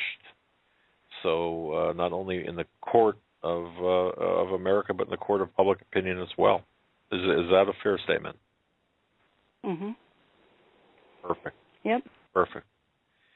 You've done some marvelous work, I've got to tell you. Folks, please go to Butter Zillion's blog. It's linked off of the front page of our website. I've never asked for anything like this ever in the course of our radio program, but this is so. You are at such a critical juncture right now in your investigation. Yeah, there is so much. I am just biting my tongue. There is so much I wish I could say, but I can't at this point. Man, I'll tell you. And folks, just the volume of data that she has had to contend with, the conclusions that are so obvious when this report is made public, when the actionable intelligence is given to the appropriate law enforcement bodies, and we can't get into that, but the bottom line is this is stuff that will change the course of history. And I don't want to sound like I'm overstating the case. I just want to it's that important. It really is. But is there anything else that I left out that we probably should have gone over? Not that I can think of. Okay. All right. Blink twice if I'm holding you against your will. I'm just kidding. No, you've seriously, you've found so many discrepancies. It's just incredible, and people just have to understand the implications. And my last question to you: being successful in getting this, what would be the implications in your estimation? Well, we're going to find out who knew about that crash beforehand. I mean, what we see in the video is, that visually you can see something in the story does not line up. In the same way, by looking at a lot of details in the records, you look at it and you say these things don't line up. And both kinds of evidence, the visual evidence and the detail-oriented evidence in the reports, it all adds up to that something was fishy with that crash, and specifically that crash was planned. And when we can document that, then the public really has the opportunity to say who planned that crash and why. And I think we deserve answers to those questions. We do, and you and together we can change the course of history. We can make a difference. This is one time our audience, each and every one of you, can make a big difference. And we're not asking for a lot. It's just, like I said, $10 or $20. Since we've been talking about this, I want to say this. I've got 4 people from California pledging to send each $10 tomorrow. I've got 3 people from Florida pledging $20. Two 20, one 10. Two people from Maryland, one person from Pennsylvania, one person from Kansas. So it's a start. This is a start. Thank you. So people, the Hagmann audience is different than others, but please don't let that stop you. We need this to get the records, and we're signing on the dotted line tomorrow, and knowing that you're going to come through for all of us, but or for us and for the truth, because we're not going to be stymied by this. And I just want to thank you, Butter Zillion, for all of the research and all of the hard work you put into this, and thank you so much for agreeing to take time out of your busy schedule to appear tonight. You're welcome. I guess there's one other thing that I would like to say, and that is that there has been an all-out effort through many different means to try to convince me that I am alone. And it goes from emails being stolen. Doug, you and I, we've had our communications interrupted so that I didn't receive any of the, the encouraging email that you sent me, comments from people who had responded to the last interview and such. There was a definite effort to cut me off from all my sources of support, and to try to defame me and basically to make me feel alone. They do that. They cut people off. They cut people off from the herd so that they can take them aside and kill them. And so they would really like me to think that I'm the only one who cares about this, that I'm crazy because I care about this. Nobody else cares about this, and I am utterly alone in the world, so give up and die. That's the psyops that they're trying to do on me, and they do it on all the researchers, I believe. And so a big part of this, too, is just knowing that we're not alone, knowing that there are other people who care about this, and that we stand together. That means an awful lot. I couldn't have said that any better, and we will put your email address,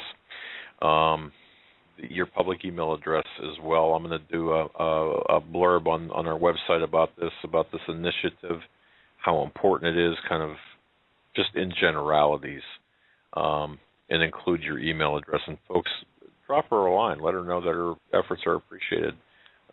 She's doing this at the expense of her family. She could be doing things with her family, and she's not. And it's a big deal. It's a big deal, and it's time consuming. There's a lot of time you spent in this investigation, more hours than you could probably count, at great expense, at your own expense. And I want to thank you for that. You're welcome. I think the country's worth it if we can keep her. I totally agree. With that, I will let you go. I know that you've got things to do, but God bless you. Thank you for your time. Thank you for informing our audience as to where we're at with this, and we will prevail. I promise you that. We'll talk off air. We'll talk tomorrow. Okay. Thanks, Doug. All right. Mm-hmm. Thank you. Folks, that was Butter Zillion. Please visit her blog. Go to HomelandSecurityUS.com. Click on the link on the right where it says Our Two Guests, Butter Zillion.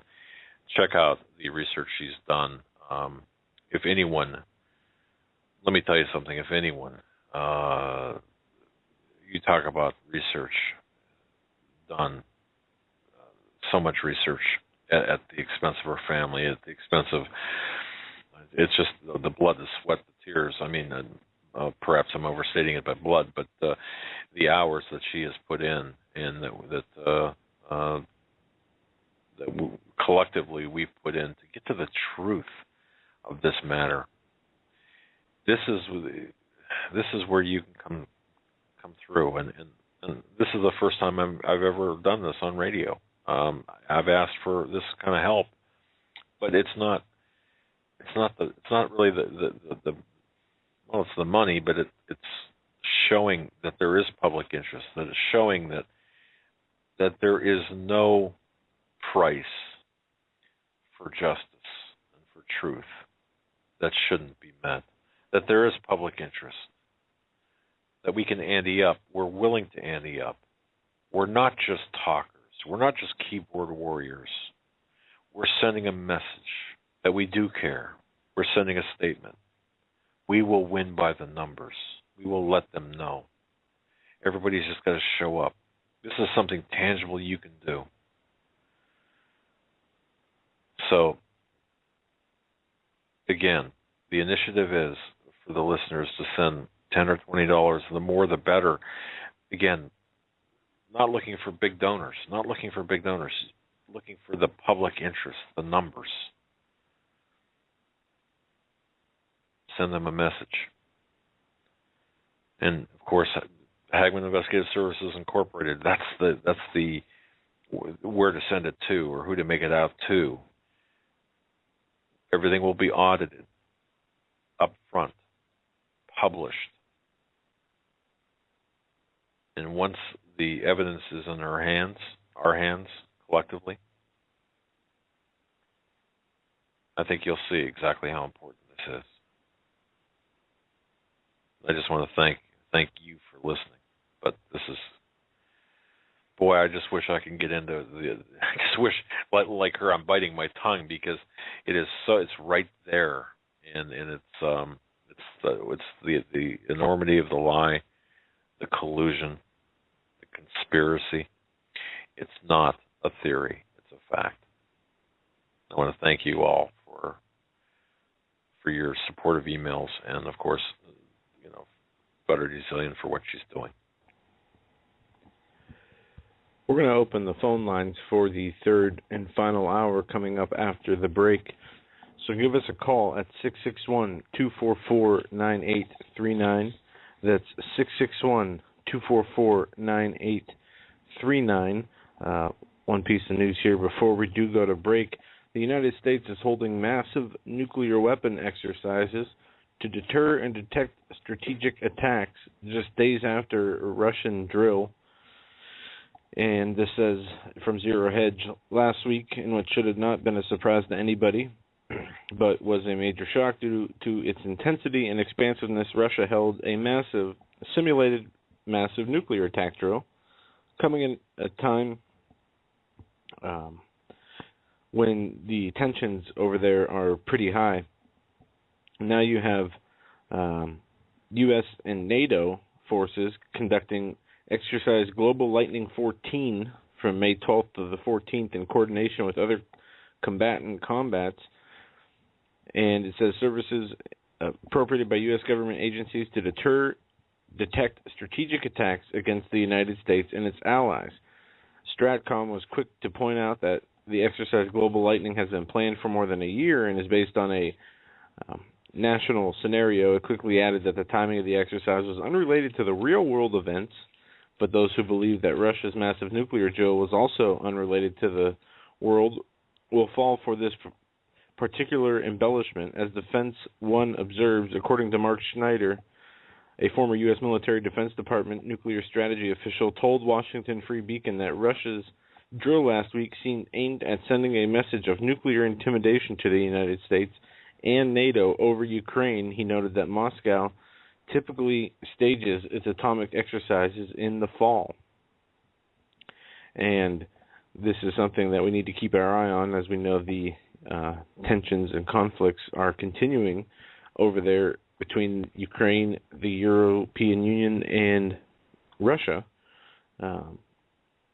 And they are holding back to, whether it's Russia or the United States, these simulated nuclear drills are being held, and is definitely something that we need to keep our eye on, as the situation there is very volatile, and things can happen that could make it get very serious in a manner we might not expect. With that, we're going to take the break now. We'll be right back after these short messages. And once again, the number to call in is 661-244-9839. If you'd like to call in and offer your opinion on anything we touched or didn't touch tonight, we'll be right back after these short messages. Stay with us.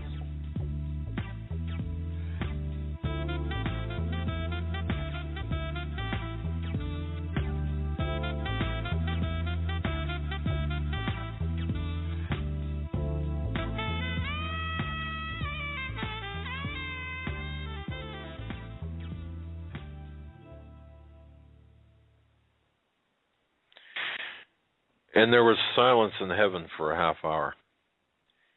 You know, folks, do you feel that we're in that moment in time where, I don't know, it's the calm before the storm, or maybe just at that precipice before some type of events or series of events, or those of us plugged in, we can see the events taking place. Well, here's what I recommend. Go to AmericanSurvivalWholesale.com. That's AmericanSurvivalWholesale.com. Get prepared. I got an email here. I'm not going to promote any package. Let me just read very quickly from an email I got today, Monday, May 12th at 6:20 p.m. Eastern Time. And I'm going to be very careful with how I'm going to be respectful of privacy. This emailer, and I'll just call her Kay, from Canada, writes, I just wanted to tell you, hi Doug, I just wanted to tell you about my experience with American Survival Wholesale. On your recommendation, I considered a purchase of long-term storage food. I sent an email ahead of the order because I had questions due to the fact that I require the purchase to be shipped to Canada. And I was unsure which product would best suit my needs. The owner called me back, not by email. I mean, didn't send me an email, but called me back, and we discussed my situation and needs at length. The owner was extremely helpful about many matters that I have been concerned about. After terminating the call, I thought of other things to ask and sent another email. Rather than responding via email, he called me again and helped me with an order. And that's where I'll stop.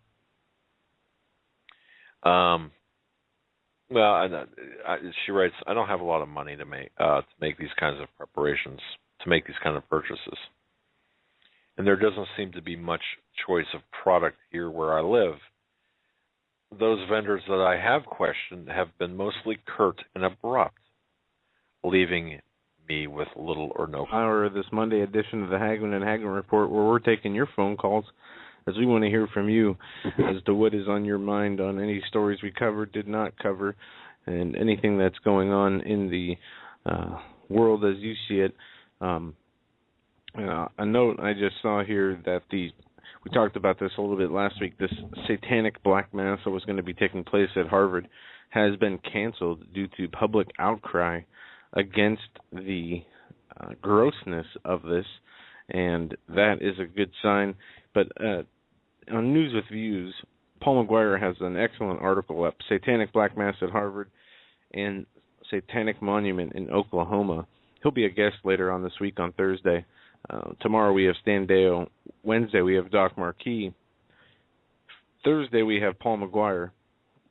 And there's somebody lined up for Friday possibly. We're just waiting on a confirmation, so we'll announce that later.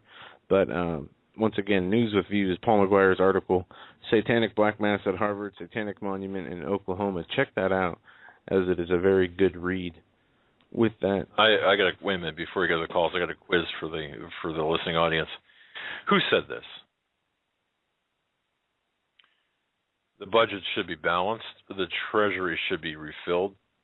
Public debt should be reduced. The arrogance of officialdom should be tempered and controlled. And the assistance to foreign lands should be curtailed. Obama? Lest we will become bankrupt. People must again learn to work instead of living on public assistance. Who said that? It wasn't Obama. Don't know. It was before your time. It was before my time. Yeah, I'll tell you. It was Cicero in 55 BC talking about Rome. Can you believe that? Absolutely. Wow. Okay. As these nations, powerhouses such as ours, are just recycled kingdoms putting together the best snares into a government in order to engross and snare more people as a whole as they continue to fall and reemerge. But with that, we will go to the phones. We're going to go to area code 206 first. 2:06. You are live on the Hagmann and Hagmann Report. What's on your mind tonight? Well, good evening. Good evening. Guys, it's great to be able to talk to you. It's good to hear from you. Yeah. Oh, good. It's great to have you talk to us. Wow, Doug and Joe. Well, I'm a regular listener to you guys and to Paul Begley every day, and kind of injured my foot a while back, pretty bad, and so I'm just pretty much a homebody. But I listen to you guys every day, and well, I just love the stories that you guys talk about and the truth that's being put over the waves there of the air and the internet, and it's really great to be able to get the real truth of what's going on behind the scenes. So, would you give us a passing grade, C, B plus kind of thing, then? Doug and Joe, well, Doug, A plus, plus, plus, plus. Joe, A plus, plus, plus, plus, plus, plus. Cool. How's that? That's great, buddy. Thank you. and believe me, I got the extra couple of pluses for Joe, which that's fine. That's cool. I like that, and I'm proud. And it actually makes me proud. So thank you. Nice. How you doing, Joe? Sorry, I was muted there. I'm doing fantastic. Nice. So, Joe, how long have you been on the air with your father? About 3 years now, at least 3.5 years since 2011. Yeah.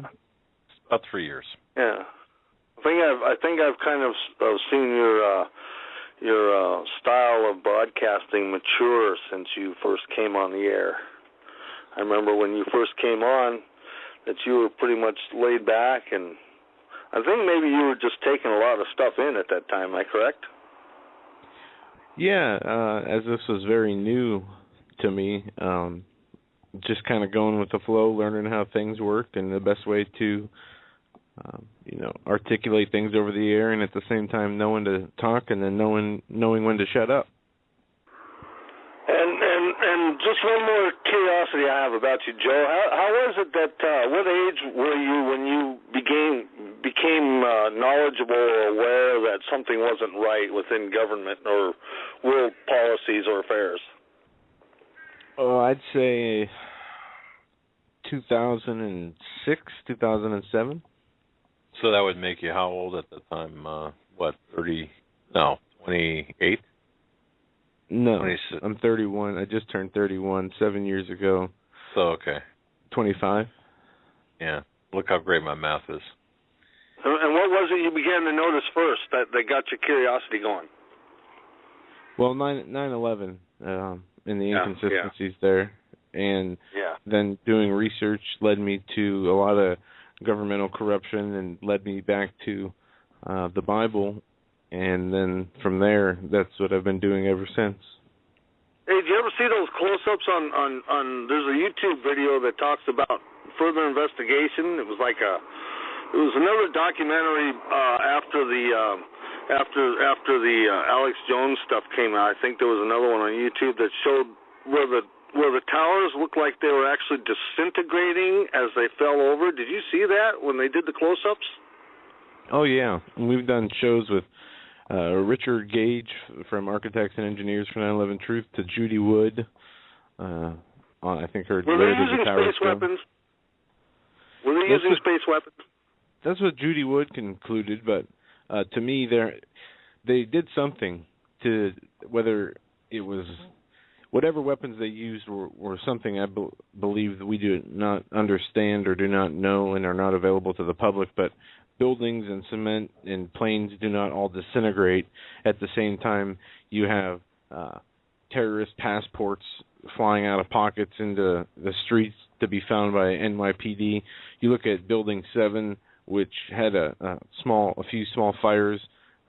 In Barry Jennings' testimony, that being the CIA building, the mayor's bunker, not hit by a plane, 47 stories high, closing in on itself. 5 o'clock in the afternoon. The BBC messed up on that one real bad. They showed they were talking about the building being imploded already before it even fell. Yeah, while it was in the background. Yeah, it was caught on video. Yeah. Yeah. Liar, liar, pants on fire. Yeah. And that building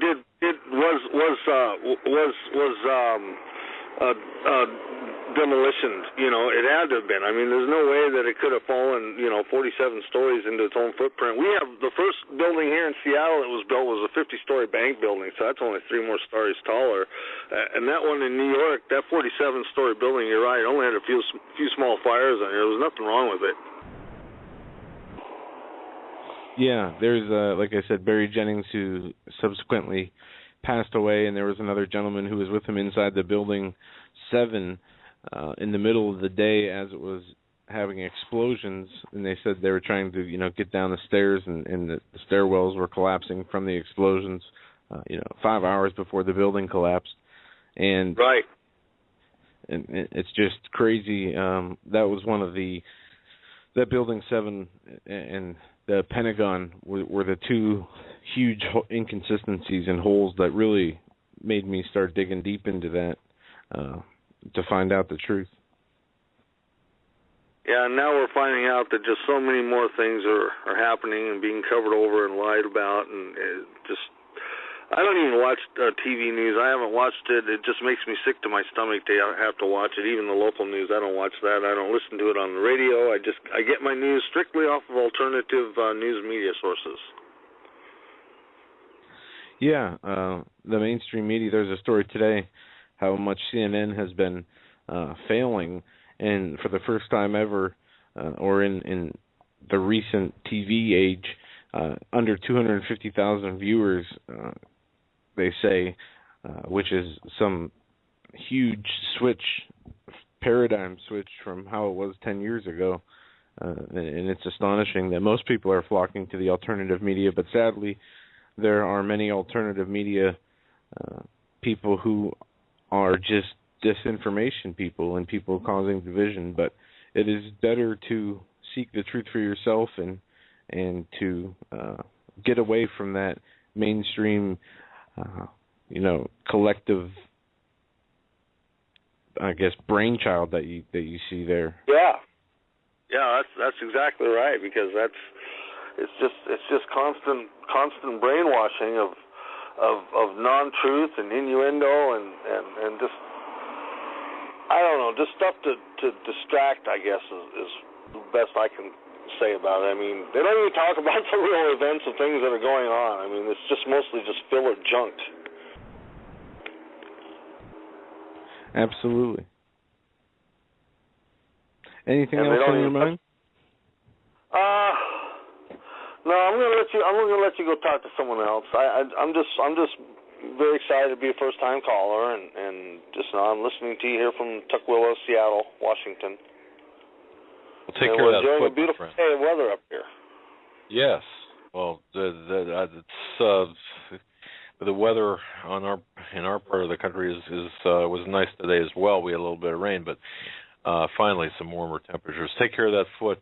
God bless, and thanks for the call. God bless you, fellas. Have a great night. Thank you. All right, moving right along, we're going to go to area code 210. 210, you're up next. You're live on the Hagmann and Hagmann Report. What's on your mind today? Good evening. I'm a high-time pilot. I've flown a lot of different types of airplanes, including the Caravan.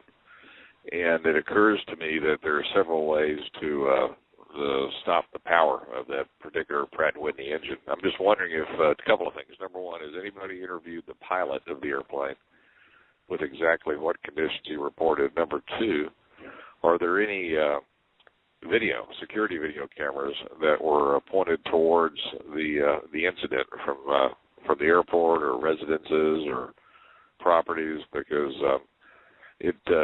I would think that a servo mounted in attached to the engine to the fuel controller from a short-range radio transmission could have shut that engine down very efficiently and caused it to land or crash into the water. It would just be. Go ahead. You sound like a pilot, by the way.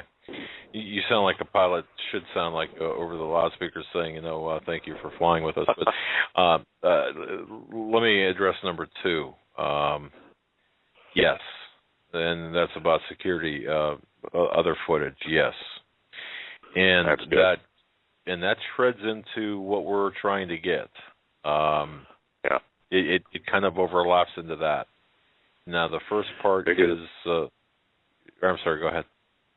I was going to say, I think I heard it at some point from Butter Dezillion, perhaps not on tonight's episode because I did tune in late, but on a previous one, that she said there was audio inside the aircraft of a master caution alarm going off, which was probably the low torque sensor on the engine, and that would imply, a fuel controller issue. And what would that... It just happened so close to shore that it was probably a radio transmission since it happened close to shore, and they wanted to ensure that it, had good RF connectivity to the airplane.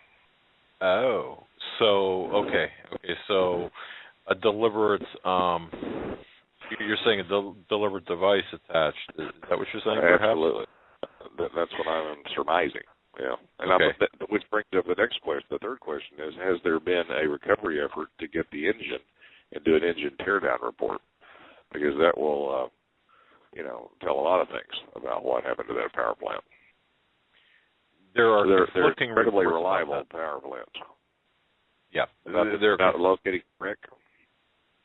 Well, they know, obviously they know where the wreck went down. They know where it went down, and there was a recovery effort. You know about that, right? Do you know about the recovery? I don't know about it. Was it a military effort or was it a civilian effort? It's my understanding it was a civilian with military support, or at least when I say military, subcontractor support. Well, the NTSB should be in charge of the analysis of what caused that engine to fail and require a teardown analysis of that power plant. All accessories, all records, everything. And that's a matter of settled law that the NTSB has jurisdiction over power plant failures on aircraft, particularly in commercial service.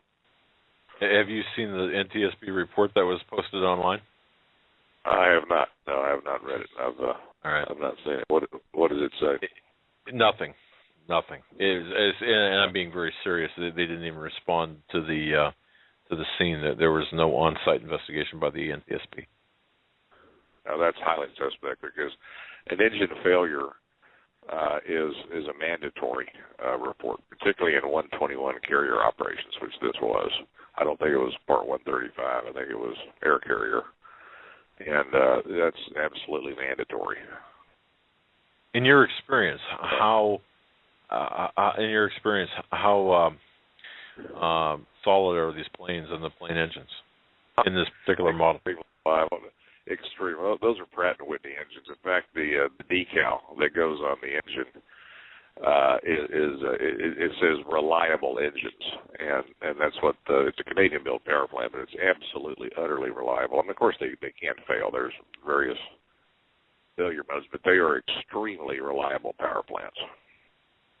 Fantastic. It's a turboprop engine. It's not a piston engine. It's a turboprop engine, which is a jet engine driving a propeller through a planetary gear system. And wow. It's just very reliable. Okay, that's interesting. Yeah, and with respect to the pilot, we're going to reserve comment on that because of the investigation going on, if you don't mind. That's just something that there's some issues with. Yeah, I understand. Interesting. He's probably compromised. Now, you being a pilot, knowing what you know about that water landing / crash, you feel that there's enough questions there that people should be asking questions, or enough? Well, what I heard from the previous report from Butter Dezillion was she mentioned it one time, which I thought was interesting. She said she noticed a rebreather system, or she thought she noticed rebreather systems, as well as a military helicopter in the air. So that's who you would drop in the water, would be some, SEAL-like operatives with rebreather packs. so they could, get on scene quickly, probably with underwater power packs to help them around that they could just flood and drop, get them out of the way, and continue with whatever they did with Loretta Fuddy. You win the prize. Captain, thank you so much. Any other closing thoughts? No, I'm just trying to figure it out like everybody else, but having it happen very close to shore like that, I think there's an RF component involved, some sort of a radio transmitter component, and probably a device on the fuel controller. If I was an accident investigator, which I'm not, that's where I would start looking at the actual hardware. Interesting. Okay. Well, very, very good. Thank you very much. God bless you. Thank you for your call. Take care. You bet. Wow. Folks, didn't he sound like a pilot? I mean, he sounded like a guy I would trust. Seriously. Buckle your seatbelts for, weather's fine, and he just sounded like a pilot. Interesting. All right, let's go to area code 303, calling from Colorado. Hopefully not in the Rockies where they're getting all that snow. Caller from Colorado, You're live on the air. Yeah, hi, Doug and Joe. This is Bill. Yeah, I am in the snow, but I'm not in the mountains. I'm out on the plains. I was listening to your show last night, and I just wanted to call in and give a good word for your shows on Sundays. I go into the prisons on Sundays, and probably the last 4 or 5 times when you've had Pastor Langford and Steve Quayle on, I mean, all the way down to giving examples and using Scripture 4 or 5 times every Sunday that they talk, and they're doing the same message that I had given in the morning. So just wanted to let you know that I really support those Sunday shows, and y'all keep up the great work. And thank you for what you do. I mean, what you do can't be easy. My goodness. Oh no, I know how good Sundays are going to be by how terrible the weeks are. If you have a real bad week all week long, you're being torn up. On Sunday, Sundays are great, and also I got Brother Marcus. Remember, I sent you an email on the shofar. Oh yeah. Yeah. Well, I got the shofar sent off to him, and that a couple days later, and we communicated some, and so he's on my prayer list too, and. So I just wanted to call in and just tell you all that I'm just I agree in the spirit with what's going on, and also Thank you. I dropped a $10 bill and a letter that's going out tomorrow for you, and that'll be for the documentation initiative, and thank you. And the people's voice will be heard. God bless you for that. I'm telling you, our audience is the best in the world, and full transparency, but the price, what price liberty, what price justice, what price truth. God bless you, my friend. Yep. God bless you all too. And I'm praying for everybody on a regular basis. Thanks. It's much needed, and thank you. And God bless you for what you do. You have a great night. You too. Thanks. All right. A great call. We're going to move right along here. Area code 714. 714, you're up next. We're coming to you now. You're live on the Hagmann and Hagmann Report. Hi, thank you. Nice to talk with you. I'm a first-time caller. Been listening, a few years. What's his name? Steve Quayle is quoted as saying, you can't solve the problem as to how to restore the constitutional republic with political action. It's a spiritual solution, right? That's what he says? Yeah, there's no political solution to a spiritual problem. Right. Well, as I've been listening, one of the things that is rumbling in my heart from a Christian woman's perspective is there are probably 500,000 churches around the United States and territories.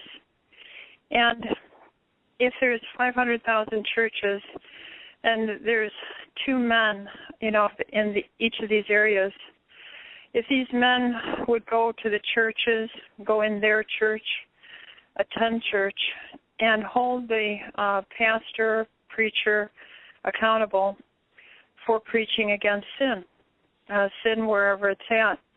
If it's in government, if it's in the judiciary, if it's in the local areas, if it's in any part, they have to be held accountable to preach against sin. And, we're all pondering how to turn this around. But the solution is only going to, if there is going to be one, I have to ask men who are real men to go to church and get that pastor, that preacher, whatever, and say, why don't we hear you bringing up, lectures against thievery, destroying the substance of men who are trying to provide for their families through fiat money, or the Congress that has exempted itself from the Obamacare, or any number of other examples.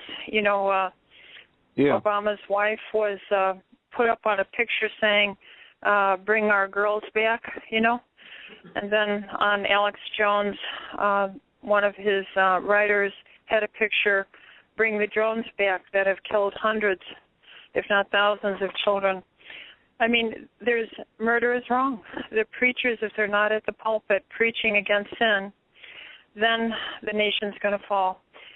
So I would ask men out there, if you're a man of God, that you would have the Holy Spirit fortitude to go to your local church, hear what he's saying, the preacher, or if it's a woman preacher, ask her, why are you preaching when the Word of God clearly says that women aren't to be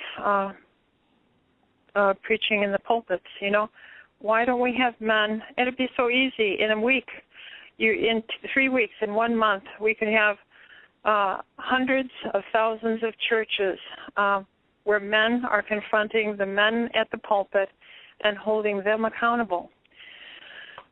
I just wanted to get that out there because we all want a word. We all want something to say. We want to have an impact. Well, gentlemen, men of God, have an impact. Go to church, confront the preachers, and talk to them in love, speaking the truth in love and saying, if you're not preaching against sin, I am going to warn the people in this church not to do this, not to come here. And that'd be a rumble throughout the whole nation, in every state, in every county. That'd be a rumble. That would show a tremendous movement in the men of God that are left in this nation. If every state of every county had men going to church starting this Sunday, how about this Wednesday night, midweek church, and holding the preacher accountable and saying, you better preach about sin, you better inform the people, and you better preach against the local city council members, preach against the local judge, preach against the local state representatives, the governor, preach against the state senator, preach against fiat money, and preach against sin and hypocrisy. And, wow, wouldn't that be something you could have in 1 month, a turnaround? Exactly. And you started out by saying, by referencing Steve Quayle, saying there's no political solution to the spiritual problem, and you came up with a spiritual solution. And people might say, well, our country is cooked. It's going in. It's down. It's over. The great experiment is done. And I liken I compare what you're saying to, for example, being on the Titanic or a big ship. We know the ship is sinking. We know it's going to sink. But that doesn't mean that the men aboard the ship, should not attempt to assist the young ladies and the helpless, the infirmed, those people in need, to the lifeboats, or to get them out of their lower deck cabins, and to awaken them to say, "Hey, the ship's sinking. Come on, let's get up on board." So that's what you're kind of saying that we need to do, despite the fate of the ship itself. It's the people on the ship. Is that kind of a good analogy? Yes. I saw my first 8mm video of the United Nations forces murdering the innocent and the health caregivers. My dad was a Republican precinct man. He was an agnostic. And I was on his shoulders in 1960 at Goldwater's campaigns in Wheaton, Illinois. So my father was a wonderful man. He understood the problem, and he fought valiantly to inform people, educate them. And he was a member of the John Birch Society. I saw that 8mm movie at a John Birch meeting. I met Griffith, and who wrote the Dr. Hyde, or Jekyll Island, rather. And I had my first youth group in the John Birch Society in the middle 60s, late 60s, with the Youth Speaker Forum. All my life, I have warned people about the Federal Reserve since I was a teenager, and I'm 60 years old now. And I've been laughed at, and I have had teachers, even in the 60s, when it was relatively conservative, they had change agents way back then. And I was identified in the high school as a over-educated nerd, bookworm, and laughed at and made fun of, and the teacher would talk over me, these kind of things. So what I'm saying is, what I've seen is, I'm talking from perspective so that you can get an understanding. And my dad, who was an agnostic, was so crushed. He would give his money way back then to buy information, articles to spread. I went door to door as a young girl, as a young wife, as a teenager. Back then we had what was called the Review of the News, and we would pass these things out. It had the voting record of all the congressmen. It would be put out on issues, Right. So we had the facts. You couldn't argue with us. But here's that, self-delusional, I don't want to hear a thing. So in perspective, in time, I started finding the Lord Jesus Christ as my Savior.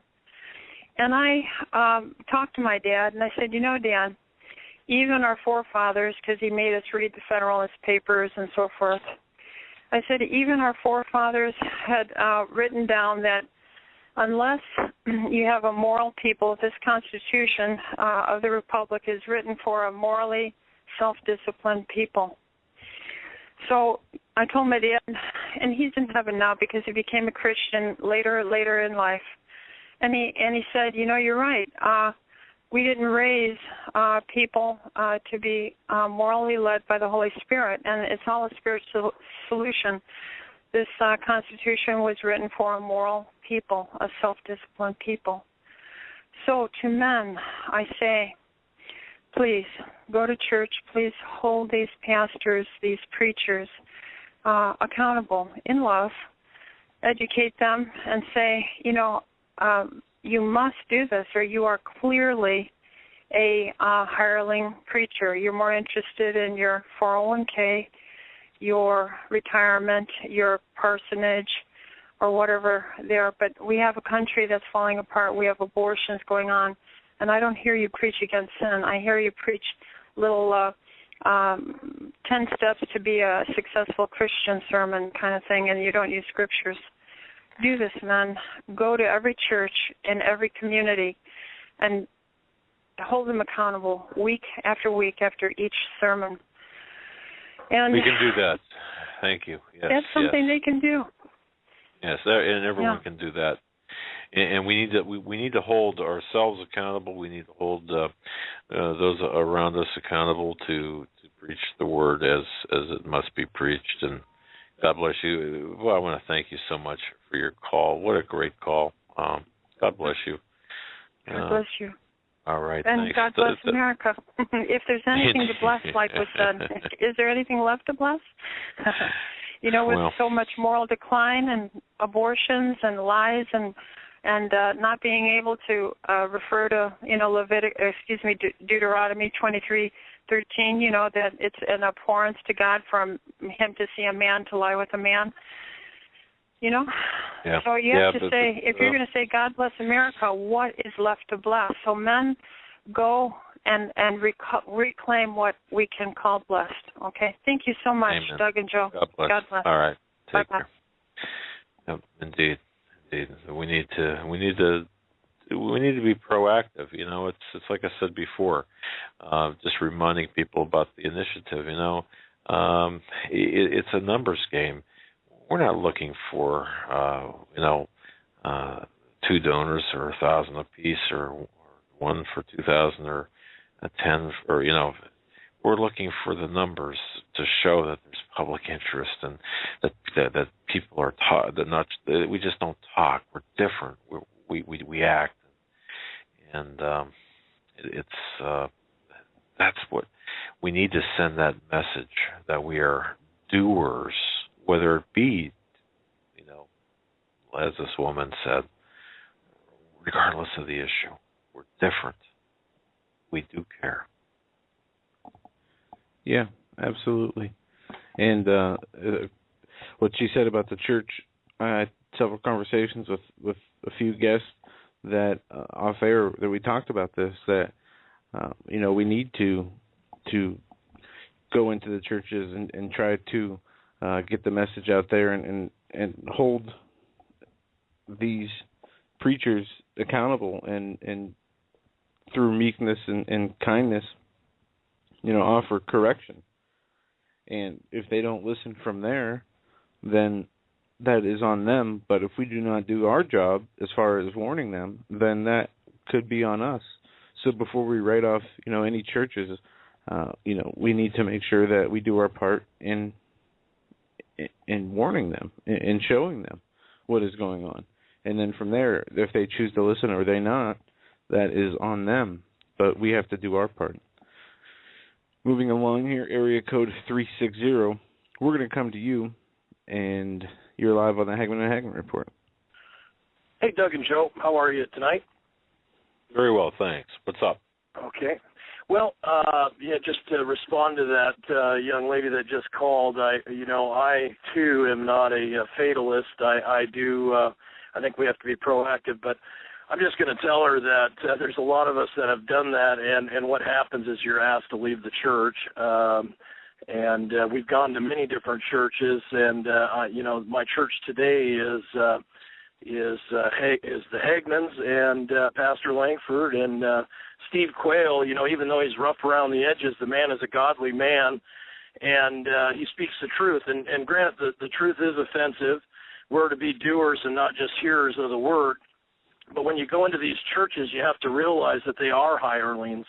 They have been indoctrinated like the school children by their college training. You go into the church. It's a 501c3 church.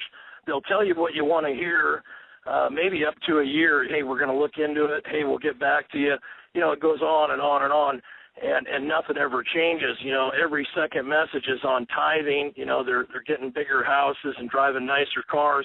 About the time the pastor got a Cadillac Escalade, I was out of there on the last one I was at. So anyways, my church is, and I'm not embarrassed to say it, is Langford. My son started his own radio show, and we talked about that, Voice in the Wilderness, and he's 21, and I know those guys were saying, boy, so that there are differences that can be made. Like my son starting a show, and he's just reading the Bible, going through Genesis and just reading the Bible. So there's things we can do, but God says He doesn't reside in a building made with man's hands. We're to be out to the widows, the distressed widows, and the orphans, and there's many things that men can do to stand up. But I hate to say it, but I'm going to be like Steve Quayle now and be a little rough around the edges. You're wasting your time in the churches, unless, I know there are a few churches out there that are not government-run where the pastors are hard preaching and they're telling the truth, and they're not lining themselves up with we're getting zapped out of here and you got eternal security no matter what you do, once saved, always saved, then go out and live like the devil. There are true churches out there, and so God bless them, and they are making an impact. But they all seem to be, and this isn't really the direction I wanted to go, but I just wanted to comment, they're all driven, Rick Warren, purpose-driven, numbers, church with rock and roll, feel-good music. And I was in one of those for 15 years when I was lost, and it was great because I could stay lost and live in the world and come to church and feel really good about myself and put some money in the bucket. And, man, I was a great person. The truth is that I was on a wide road headed straight to hell. And so, if someone's convicted about making a stand like this young lady is saying, it's going to be with those people that God has placed us in their lives. Some of us have unique relationships where we get to speak into people's lives where if we don't tell them the truth about Jesus Christ and time is short, they may never hear it.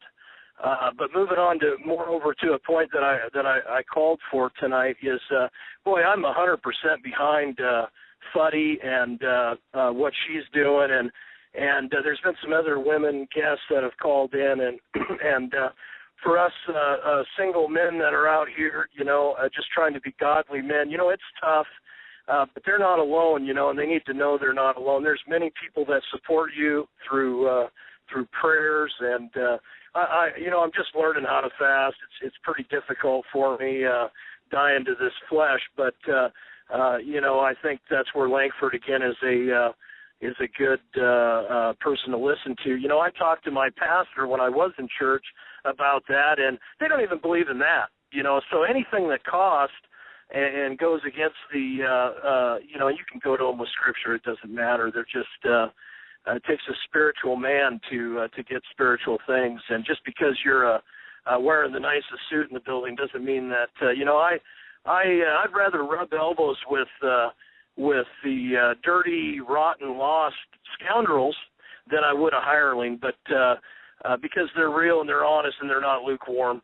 But moreover, some of the things I just wanted to comment on, you guys have been hitting it hard, and I just hope that, my concern is for you guys tonight, and the reason I'm calling. And I'm just going to, the statement I'm going to make to this large listening audience is that we, some of us can give. You're not taking any of this with you. I saw a picture the other day of two graves, and over them were, they were dug out and 6 foot down, and you look into the hole, and it said, one said rich man and one said poor man. There was absolutely no difference. So, if you do believe that this financial system is not only melting, but it's incinerating, do something while you can. We're all going to be held accountable for what we've got, and to who much is given, much is required. And if you can't, or you're in a point where, you're just, you can't right now, we need to be praying for these men, because let me tell you, I've talked to Doug and Joe about this, when you're bringing the truth, you're under attack. And so these men need our prayers and our covering, and be lifting them up. And I wanted to ask you, is there, are they sold out on the Whitestone conference? Is that sold out? The last time I talked with Steve, he said yes, they were sold out. They reached the a point where the venue was filled. the stretch to another venue would be such that they would not do it, and they didn't feel comfortable doing it. So yes, they're sold out at this point. Wow. I was. It's within a drive for me and my son, and we really want to go. So I don't know. I guess I'll just I'll ask if there's any kind of standby or something like that, because I really want to go there. Yeah, right. Give Mike a call. It's on the Whitestone Remnant Conference website. See what you can do. I could be wrong. Check with them though.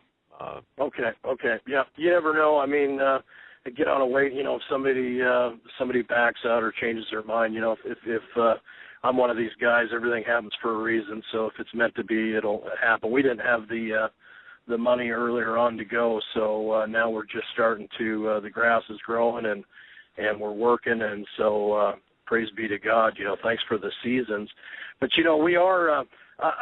Doug, I feel it in my soul. What you were talking about on a break, it was a pre-recorded thing, and it was just like it was crazy how we can feel this moment before the storm, and there is a heaviness on my heart, whether it be a big event that's coming, these earthquakes, in diverse places. You know me, guys. I've come out and put myself right out there. And I've lost a lot of friends and whatever, that's fine. But I've gone as far as to say that Obama is the Antichrist, and I've just been watching him really closely. I would love to, there's a few different guests that you've had on that I have a sneaking suspicion that they feel the same way, but haven't out and out said it. Matter of fact, interestingly enough, I would love to ask Stan Dale what he thinks about it, because I think he is on to that as well. But I mean, the guy is absolutely as the old Hawk calls him, the old Joker lizard tut. I don't even think I think the guy was made in a test tube. I really do. I think he personifies the man of perdition that we're looking for. Plus, he's the head of the UN. Just the things, the bills and the things that he's behind are pure wickedness. Plus, he's a homosexual on record. It's all, and we know that, many have looked even further, and his name is revealed everywhere you look. Anything dealing with end-time prophecy, not to get too far out there, but, when the Bible says, when they're asking, who is he? He said, I saw him and he was like lightning. Well, the Hebrew of that is lightning in Hebrew. Look it up. And, everyone chanting, yes, we can, is thank you, Satan. Every chant that he gets going is demonic. And anyways, not to fix on that. We're to fix our eyes on what is good and holy. And, I certainly am not trying to scare anyone, but I'll tell you this, that there is nothing wrong with grown men.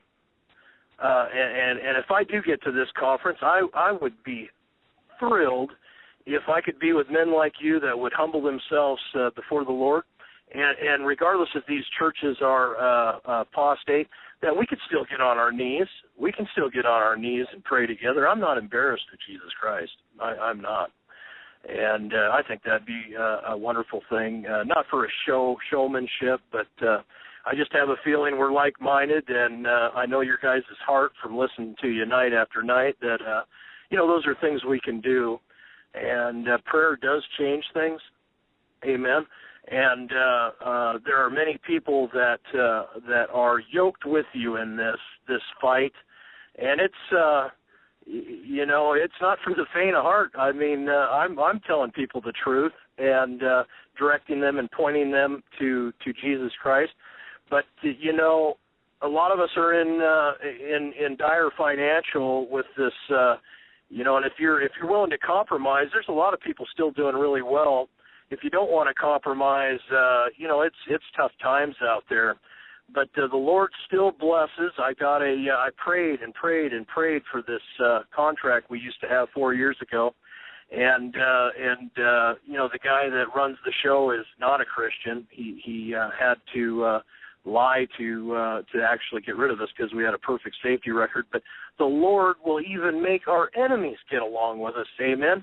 We got the job back, and so we start here in a few weeks. And like I said, I'm more excited to be able to we don't drive new cars. My truck's got 250,000 on it, and all of our rigs are miled up, but we got a nice place, and I'm excited to keep our vineyard, number one, and number two, I can't wait to start spreading some of that money around. You know, I mean, how exciting is that to bless the people that I care about? You know. Absolutely. So, anyways, all right. God bless I mean, it's exciting. God bless you guys, and just know there's guys out here praying for you.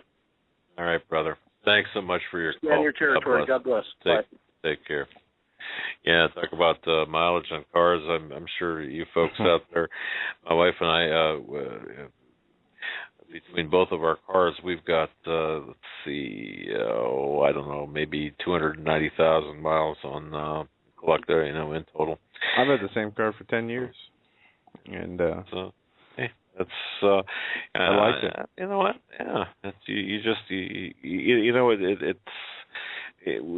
these people who drive. I mean, you know, when you're, to me, if you had a church, I mean, boy, would I feel funny if I was a leader of a church and driving like a Cadillac or something. I mean, I just feel very, very funny about that. That's just me. I mean, look, I don't know. Maybe there's, I don't know. I'd choose the Chevy over a Cadillac just because. I mean, really, you know, whatever gets you around. All right. One more call at least. We're going to go to area code 812. 812, you're next. You're live on the Hagmann and Hagmann Report.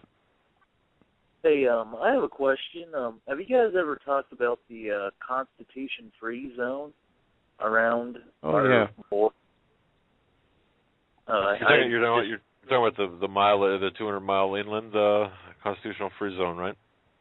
Yes. Yeah. What do you think about that? I mean, that's pretty scary.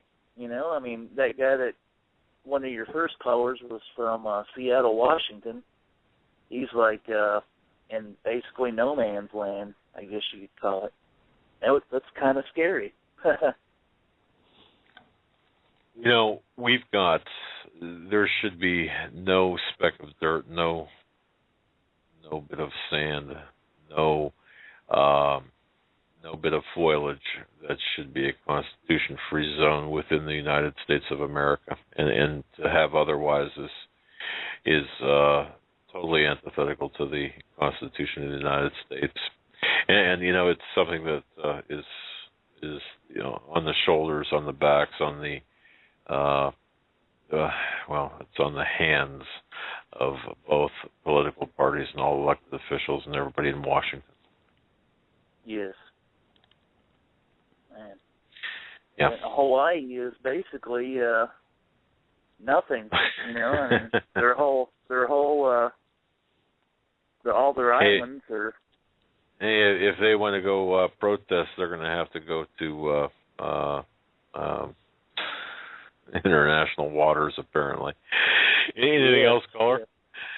No, thank you. I'm sorry for wasting your time yet again. But, you never. Hey, you didn't waste your time. You brought up a good point, and I'll tell you, constitutional free zones. Personally, I think it's important to talk about. It's important for people to understand. You know, speaking of that, caller, not to drag this out, but I got to tell you, I was talking with a guy at the store. In fact, a meat cutter. I want to say a butcher, but he was a meat cutter, and we were talking about just that topic, and he had no clue about constitutional free zones. And now this guy's been around for a long time, and he was active. By profession, he's a meat cutter, but he was also a member of our city council years ago, and followed politics, national, state, and local. They had no clue about this. So there are people that don't know about this stuff. So it's good to bring it up. Yeah, I've actually told my boss and a couple of people I work with just last week, and I kind of blew their mind. Yeah, it's something. Well, caller, thank you. You're the last caller of the evening. God bless you. Thank you for your call. God bless you guys, and thank you. Have a good evening. All right, buddy.